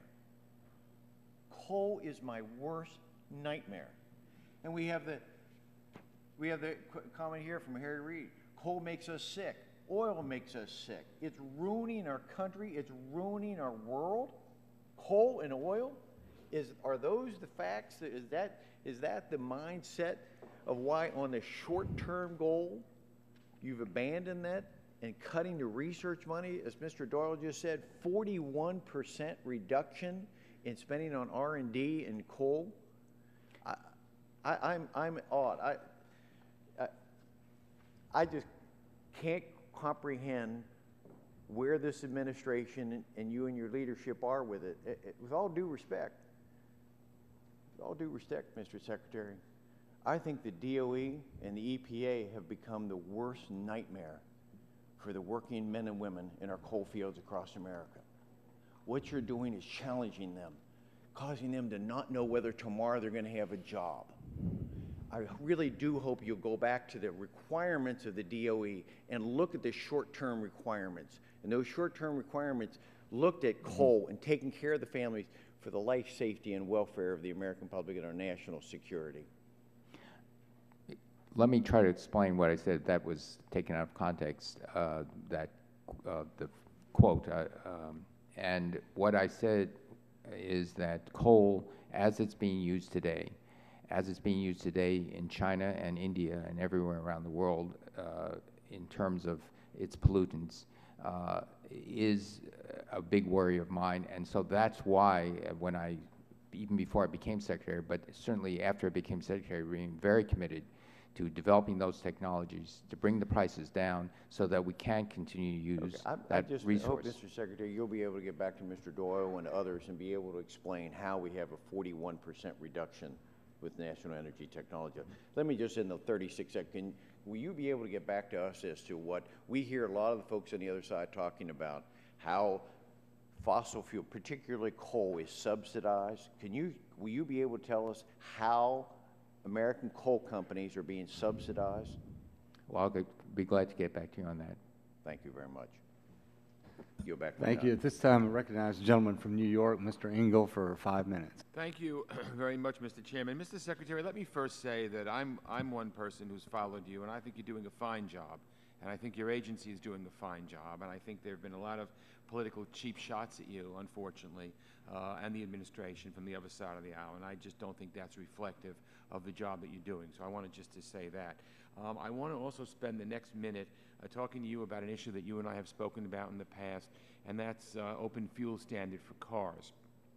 I believe, and I'm doing a bill with Mr. Shimkus, that every car produced in America should be a flex fuel car. I believe if a car can run on ethanol, methanol, gasoline, natural gas, whatever, competition helps bring down prices, and it would bring down prices. I've seen that happen in Brazil, and I think it could happen here. And I would hope, and it would cost $100 or less per car to manufacture a car with flex fuel features. So I would hope that, I know the President has issued an executive order to have the federal fleet be flex fuel cars, and I would hope we can continue to move in that direction. So I would just like you to briefly comment on that, if you could. Certainly, the ability to have own a flex fuel vehicle, especially if the cost of the new car would be something, as you indicated, $100 or less, gives the American consumer more options. It makes them more in control of what they can do in terms of, just in case the world oil price does increase. As we said, we're very concerned about the price of gasoline, and one of the options that we can have to bring relief to the American public is to allow them to have a diverse sources of energy for transportation, and a flex fuel vehicle allows that. Natural gas, also very enthusiastic about. And so the ability to have this conversion, you can fill it up with natural gas, fill it up with higher blends of ethanol, is something that will help American businesses and consumers, families. Thank you very much. I couldn't agree more. Let me ask you about renewable energy investment. A survey of global climate policies by Deutsche Bank concluded that clean tech innovations are more likely to emerge and succeed in Brazil, China, India, Germany, and the UK than they are in the U.S. These countries have used a combination of investments and national energy standards, feed-in tariffs, standards, and a price on carbon. According to Ernst & Young, China now leads the world as both the largest source of and destination for clean energy investment. China attracted $54 billion clean energy financing in 2010, which is a 39% increase over 2009, and such financing in the U.S. stagnated last year at $34 billion, approximately equal to 2007 levels. Your budget proposes to invest in energy efficiency, renewable energy technology, science, and clean energy research, development, and deployment, and it eliminates $40 billion over 10 years in tax subsidies to big oil, with which I agree. Big oil is making record profits, and they don't need the tax subsidies. However, some people have argued that if you eliminate subsidies for big oil, it means the government is wrongly in the business of picking winners or losers. They say, I don't agree, but they say that if we remove the subsidies for big oil, then out of fairness, we should remove subsidies from every other specific industry or business, green technologies or whatever. How do you respond to this? Well, I think the government over the past decades, really over the past century, has always looked at subsidies and tried to, and it's a part of the Congress and the presidents to try to decide what would be appropriate subsidies, but also how long. The subsidies have been used in the past to encourage new industries to get started. And so the oil subsidies began roughly 100 years ago, and for the express intent of actually helping this industry get started. But as you pointed out, they are making doing very well on their own. Yeah, they did make $137 billion last year. Right. I mean, God bless them, but I don't think they need any help from the government anymore. Let me ask you this. About 2/3 of the Department of Energy's budget is directed at nuclear weapons or nuclear cleanup activities, and there are some who argue that those activities would be better handled by the Department of Defense, by DOD. How do you respond to that? Well, I respectfully don't agree with that. I think the nuclear weapons and the nuclear cleanup is needs a very science-based approach to this that we have developed since the Manhattan Project. A lot of expertise. I think that we should continue to have it within the NNSA and also within the Department of Energy, the Environmental Management. Again, thank you. Thank you very much, Mr. Secretary, and again, thank you for the good job that Recognize the gentleman from Colorado, Mr. Gardner, for 5 minutes. I thank the Chairman for his time, and thank you, Secretary Chu, for your time and testimony today. A couple of questions. We heard our colleague from Massachusetts refer to the impact the Strategic Petroleum Reserve had on the price of oil. It did, when that was released, it reduced the price of gas at the pump?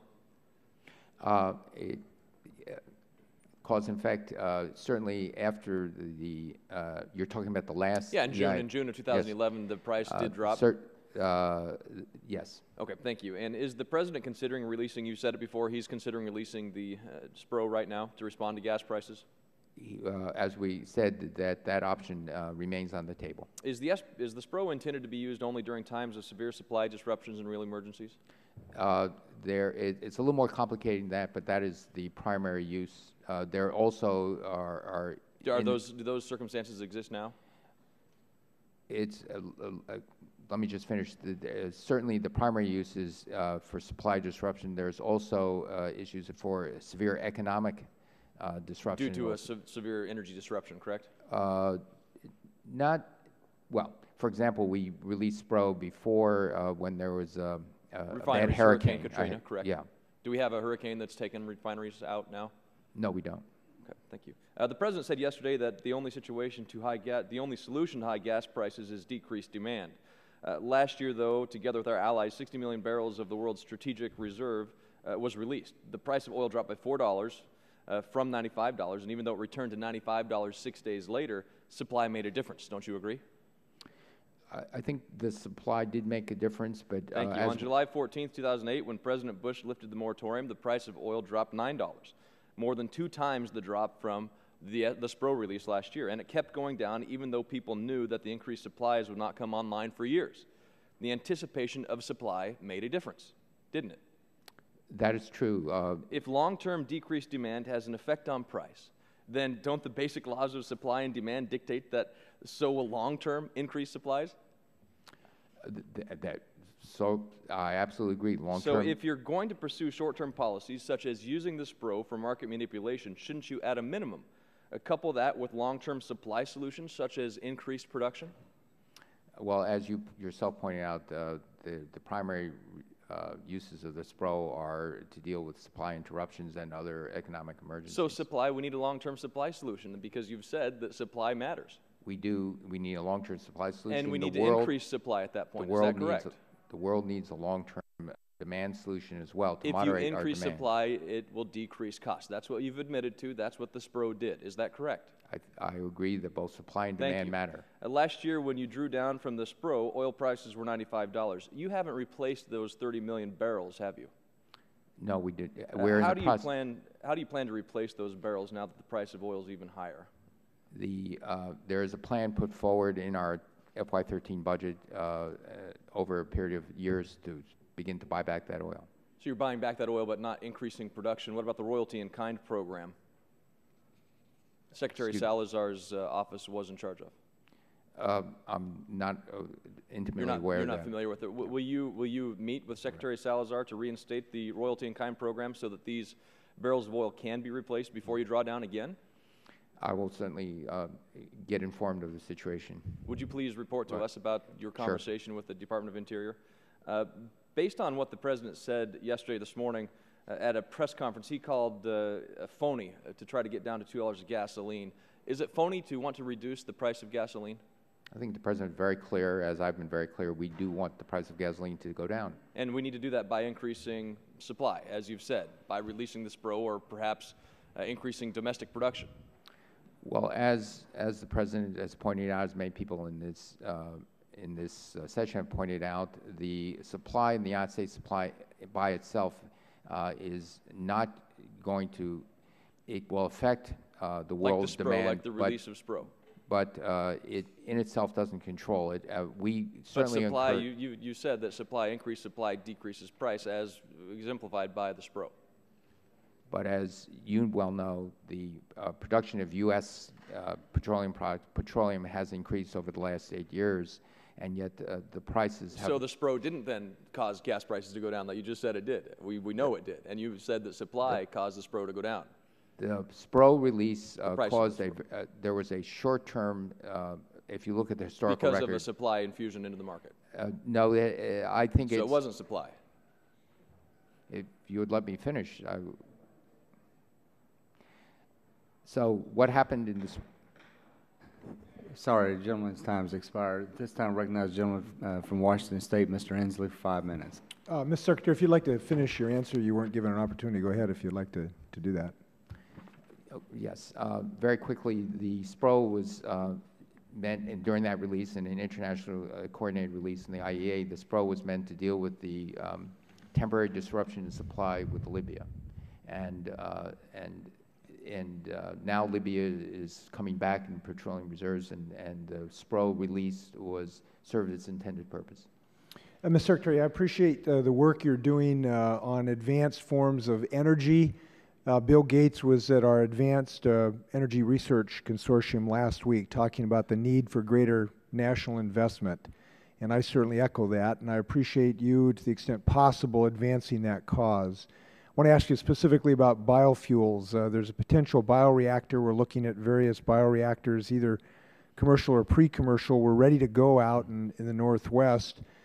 Could you comment? And I'd obviously like you to come out and take a look at our state opportunities in that regard. What should be in the near term for bioreactors? Sure. We think the idea of making transportation liquid fuel using biological sources has great promise. And the Department of Energy over the years has been supporting this.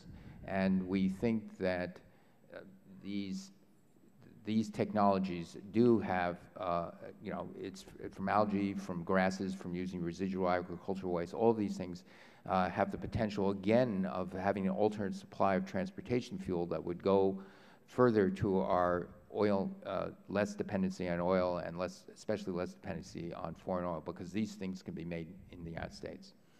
So we like the idea of biorefineries. A product designed by Targeted Growth, a company in Seattle, was the first biofuel to partially fuel a jet. Boeing 747 flew across the Atlantic Ocean last summer, first ever in human history.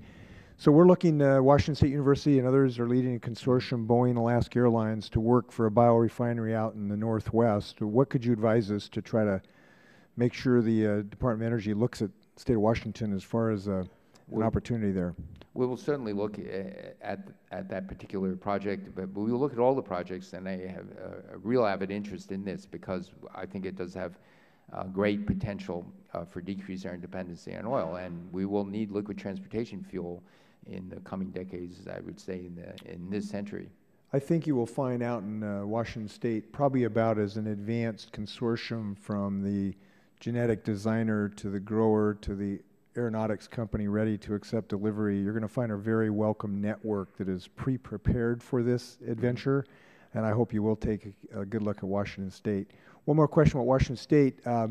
We have some very good success out at the Hanford site. We're freeing some land now to be ready for development, and your agency is moving forward to allow about 1,600 acres to be allowed for commercial development. We're very excited about that because we need to transition from the cleanup to new industries in the Tri-Cities. We're told it could be a year and a half before we actually get that done. We hope that you can do anything you can to expedite that transfer because we've got some companies looking at good things in the old Hanford site. I hope you could take a look at that to expedite I'll look at that. Last, I want to thank you. I haven't agreed with everything you're doing there. We have a disagreement on our yucca issue. I won't bring that up today. But I just want to thank you. I've got a 1-month-old granddaughter, and I want to thank you for your efforts giving her a shot to enjoy a world when she's my age of 61 that looks something like the one we've got here today. One of my friends across the aisle talked about something ruining the world, and you're doing some work to make sure it's not ruined by the time she's 60. The work you're doing on solar energy is spectacular. You look at the Alta company, the world's most durable solar cell, made in Marysville, Washington, the Silicon Energy Company, REC, Nanosys doing advanced nanotechnology for lithium-ion battery storage, Energy 2 company doing ultracapacitors. These are spectacular things you're doing, and because of your success, which I believe we're going to have, my granddaughter's going to have a shot of having a world that looks like the one we've got. And I know you're going to be catching a lot of arrows in your back for those who are naysayers and believe that a negative voice is the American one. I believe a positive voice is the American one, and we're going to grow this economy, and we're going to give my granddaughter a shot and everybody else's at a world that looks like ours. So I just want to thank you, and keep it up. Thank you. Gentleman's time has expired. At this time, I recognize the gentleman from Kansas, Mr. Pompeo, for 5 minutes. Thank you, Mr. Chairman. Thank you, Secretary Chu, for being here today. I want the world to look great for my son as well. And to do that, I think we have to do things that work. And so I'm going to ask you about some projects, places that your budget is intending to spend money and talk about it, whether they're working or not. In the President's budget, I assume your handiwork, it says that the goal is to have 1 million electric vehicles on the road by 2015. Is that correct? That's correct. How are we doing? Pardon? How are we doing? We on track to make that goal? Well, we're going to wait till 2015, but in terms of what's happening both technically, I think things are developing, and I remain hopeful. We're going to make it? How many do we have today? How many electric vehicles on the road today? I don't know the exact number. I'll get back to you. Less than 1 million by multiple orders of magnitude. Is that right? It's certainly significantly less than 1 million.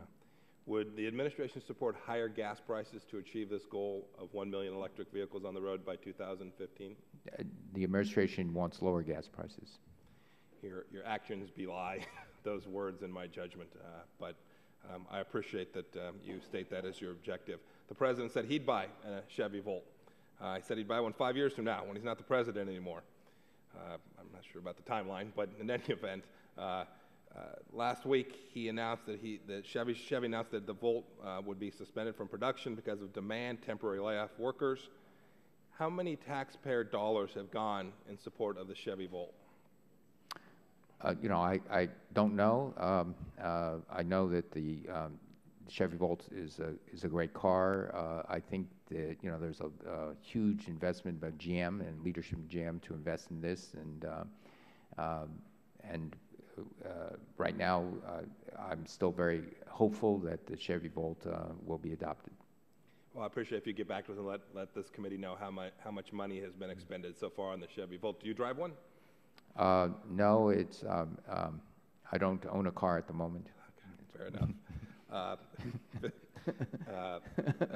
Fisker Automotive received over $500 million in DOE loans in 2010. You cut off the funding last May because it had not met its sales target. At least that was one of the stated reasons for the cutoff of the loans, if I understand it correctly. Do you think we're looking at another Solyndra? Well, it's much more complicated than what you said. We have milestones within our loan program, and as we disperse funds of any of our people that we give loans to, we work with the companies and do that. And so, you know, we're hoping Fisker can work through the things as temporary blips and continue. I hope so too. How much exposure does the United States taxpayer have to Fisker today? I can get back to you on the exact number. Great, I appreciate that. Just so you know, it was sometimes before I was here, but we heard these same reassurances about Solyndra up and through times that DOE was still making loans and advancing money against those credits. We heard that you were monitoring, watching, taking good care that that money be repaid to the Treasury, and that's not going to happen. So I hope that you're right about Fisker and that the taxpayer doesn't end up another $500 million short. Thank you, Mr. Secretary. I appreciate your time today. Thank you. Mr. Secretary, we appreciate your time. Unfortunately, we have 4 votes on the floor, and we do have about 4 members that wanted to come back to finish asking questions. And I was wondering, would you be able to be back here at 15 to 1 for a little while or not? I've just heard from my staff that we've agreed to do it. I was worried about another appointment. No, I understand, and we appreciate it. And as you know, we have some of the finest restaurants here in the Rayburn building. So if you want to get something to eat, but we'll be back just as quickly as we possibly can. And we do thank you for your time. And there may or may not be 4 coming back, but thank you very much. Right. Thank you, Mr. Chairman.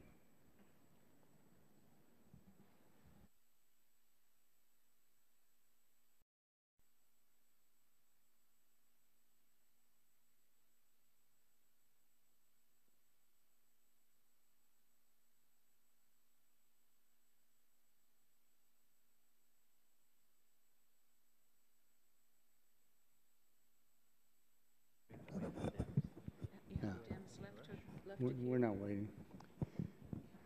You're not leaving, are you?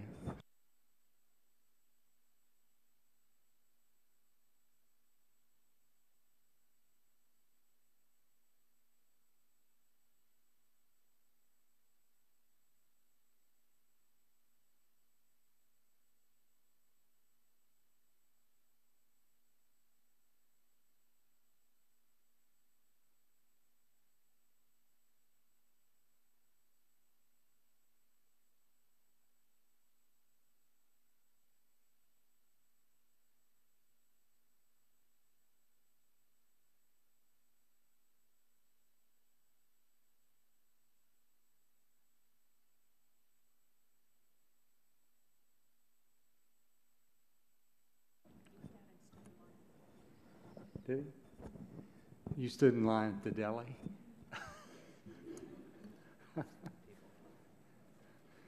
Well, thank you so much for your patience, and I'm not even going to wait for our friends on the other side of the aisle. I'm going to recognize Mr. Griffith of Virginia, and for 5 minutes. Thank you, Mr. Chairman. Thank you for coming back, Secretary Chu. Those of us at the end of the list appreciate it very much. As you know, the United States is blessed with huge coal reserves, and I note with some interest that as technologies become available, that coal to gas, coal liquefaction, I think is becoming more affordable in the world marketplace. And in fact, South Africa gets just about a third of its gasoline from coal to oil processes. And in fact, the President, when he was a senator, on 2 different occasions introduced legislation to do just that. So I guess my question is, what do you see the Department of Energy doing to help get coal to liquids to play a vital and additional role in the supply of gasoline in the United States? Well, first, we agree the United States is blessed with great fossil fuel resources, and we are looking at the potential for both coal to liquid and gas to liquid. The issue, and we want to support research that would enable it. The issue is a high capital cost. The plants are very, very complex, and when I talk to the oil companies, you know, Shell, ExxonMobil, and Arco, they uniformly say that the very high capital cost is a problem. Now, having said that, we also, of course, want to do this in a way that not only does it in an economic, even without capturing the carbon, it's less marginal, and we would actually like to capture the carbon and help it enhance oil recovery and other utilization, but ultimately we also need to capture the carbon. Absolutely. And in that regard, these bills that the President put in, particularly the one in 2006, was actually a loan guarantee program, and I'm just wondering if any of the loan guarantees that you all did as part of the stimulus helped to defray any of the capital costs for any companies that might be looking to take coal and turn it into gas. I think the one I know, there's a few still going forward. Their gasification and the use of the carbon dioxide, again, in enhanced oil recovery. I think Southern has a project that's going forward on that. All right. And of course, that brings me to Solyndra. And, you know, you all have indicated that what was happening in the Chinese market, both your administration and you have indicated what was happening in the Chinese market was not anticipated in 2009 when the loan guarantee was done. One of the questions I've always had, Secretary Chu, is that was known, based on the way I heard your testimony over the course of the last year, that was actually known, though, by late 2010 and certainly by February of 2011. And so that calls into question, if you knew what was happening in the Chinese market and that the price was so low that Solyndra couldn't manufacture its product for the price that the Chinese were selling their product for, why the subordination? You're absolutely right. Certainly by 2011, late 2010, we did know that Solyndra was in deep trouble. That there was, by then the price was... But you also knew that the Chinese market had basically made them, you may not agree, but it had made their products cheaper than Solyndra could produce their product. They could sell the Chinese could sell their product for less than Solyndra could produce. their product for. Isn't that correct?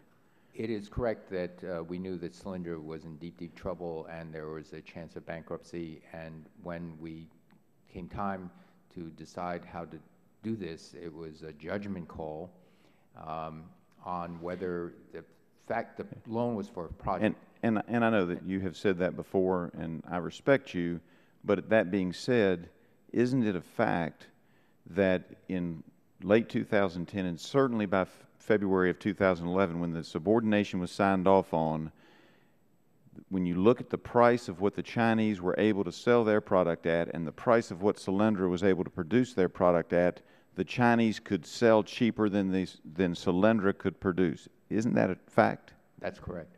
Okay, thank you. I appreciate that very much. And I would also ask you in that same vein, different aisle maybe of the church, Chairman Upton and Stearns recently sent you a letter on the loan program for Prologis. I hope I'm saying that right. And Solyndra was to be the supplier for the first phase of that project, but then Solyndra went bankrupt. Why did DOE feel, knowing what they knew, why did DOE feel comfortable including Solyndra in the first phase as the first phase supplier for Prologis at a time when you knew they were about to fold, or knew that they were in serious danger of folding, even with the first subordination? But I know you were hoping that there would be the second August subordination from outside money coming in. But why did you go forward with Prologis and say, look, this ought to be your supplier? Well, first, we were uncomfortable with Solyndra being a supplier, quite frankly. And Prologis had a very small, the initial one was Solyndra, but I was saying, I believe the Prologis business model was a very good one. I was very supportive of that loan. But I was nervous if Solyndra weren't there, that Prologis should line up a plan B. All right. I thank you, and I yield back. Thank you, Mr. Chairman. Thank you, Mr. Gentleman's Secretary. time has expired. At this time, I recognize Mr. Olson of Texas for 5 minutes. I thank the Chair. And Dr. Chu, I'd like to thank you for your testimony today, and especially for waiting for us to come back after votes. It's appreciated. I'd like to ask you a few questions related to the electric grid, because, as you are surely aware, the potential for conflict between grid reliability needs and environmental rules is greater now than ever. And in the interest of time, I'd appreciate it if you could simply answer yes or no to the following questions. Question number one, are you aware that under Section 202 of the Federal Power Act, DOE can issue emergency orders to require a generator to run? Yes or no? Yes, I'm aware of that. That's what I thought, sir. Thank you. Question number two, are you aware that a generator's compliance with an emergency order could result in a violation of environmental laws and subject generators to citizen lawsuits? Yes or no?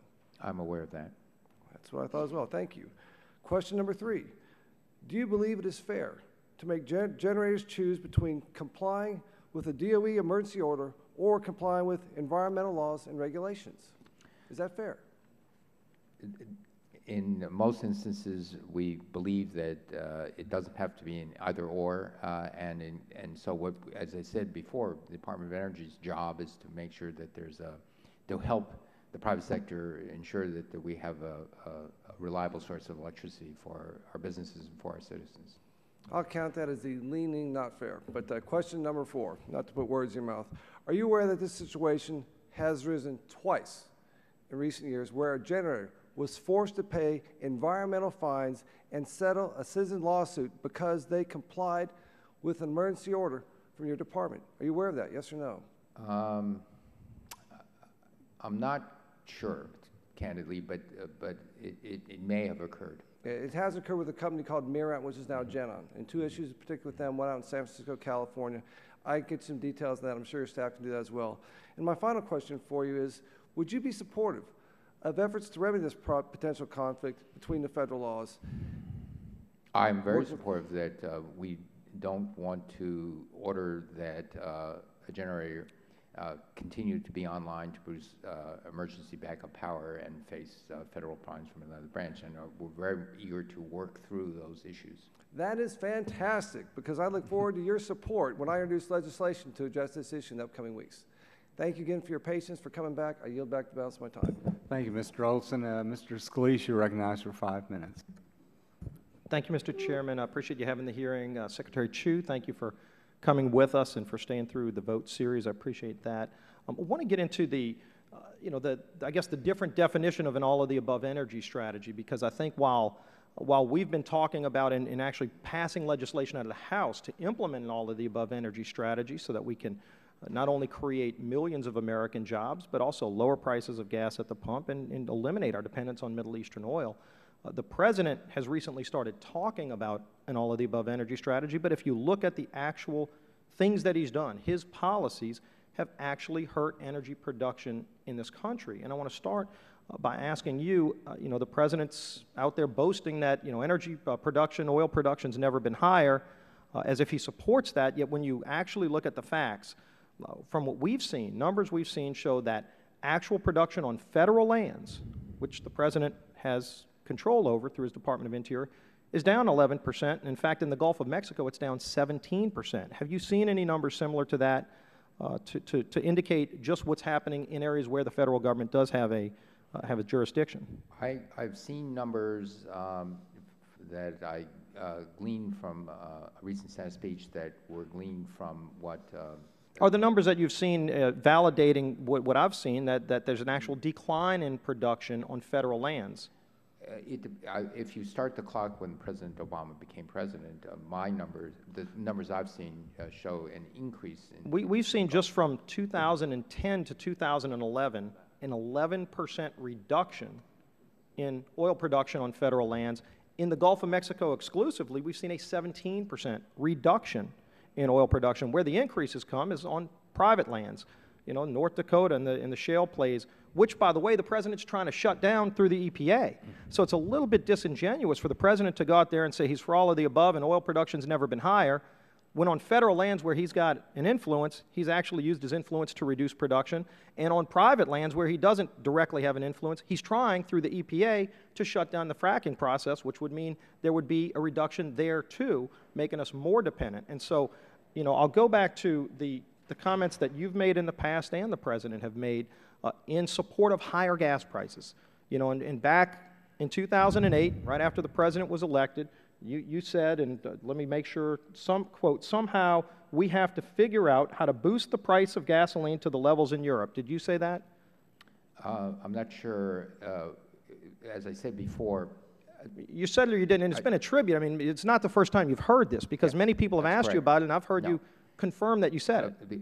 I said something very similar. I'm not sure what okay, when the date so was, the levels of the prices in Europe are what right now? I've seen over $8 a gallon. I'm not sure when the date was, but everything I've done when I became Secretary of Energy and was named Secretary of Energy was to help control, bring down the prices of gas. That hasn't happened, but if you look at President Obama's actual quote, President Obama said he would prefer a gradual adjustment to near $4 a gallon gasoline. President Obama said that. And unfortunately, the President's put policies in place that have gotten us now to $4 a gallon almost in gasoline prices. We've seen it. It's $1.83 when he started as President. It's over $3.70 now. So the President's got his wish. And people are furious about it. It's killing the economy. It's killing jobs. And now that people are furious, the President's trying to blame somebody else. But let's look at the record. And if you look at what's happening in Gulf of Mexico alone, we've lost about a dozen deepwater rigs, billion-dollar-plus assets that have left the Gulf of Mexico because they can't get permits because of the President's own policies. Now, they haven't left to go to other places in America. They've left the country. They've gone to places like Egypt. Imagine it's better to do business in Egypt than in America because of the President's policies. We saw what the President did on the Keystone XL pipeline, saying no to that. The President has implemented a policy that's actually reduced American energy production and supply.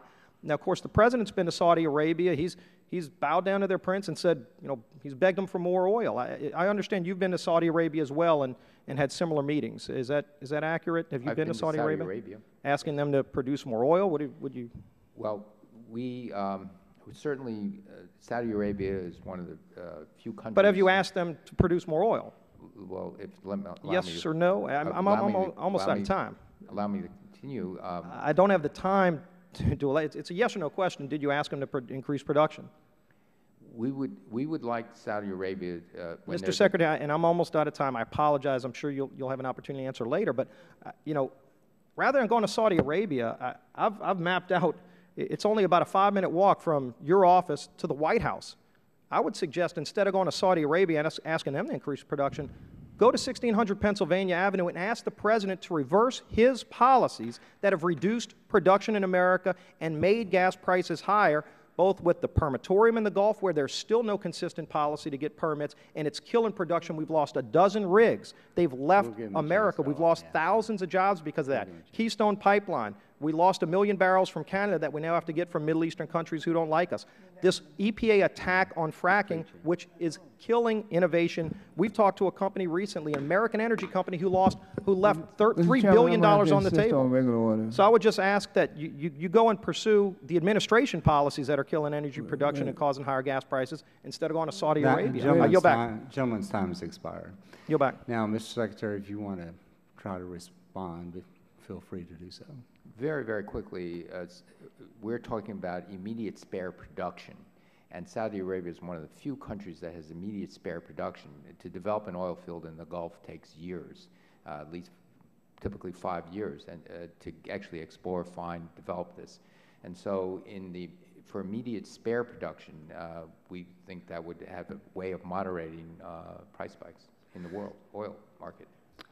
Well, that concludes today's hearing, and once again, I want to thank you and your staff for your patience, and I do want to ask unanimous consent to enter into the record a recent survey made in Nevada regarding the public's views on Yucca Mountain. Without objection, that'll be entered into the record, and then we'll keep the record open for 10 days for any additional materials that may be submitted. And once again, Mr. Secretary, thank you, and we look forward to working with you as we move forward. All right, thank you, Mr. Chairman. Adjourned. Thank you. I'm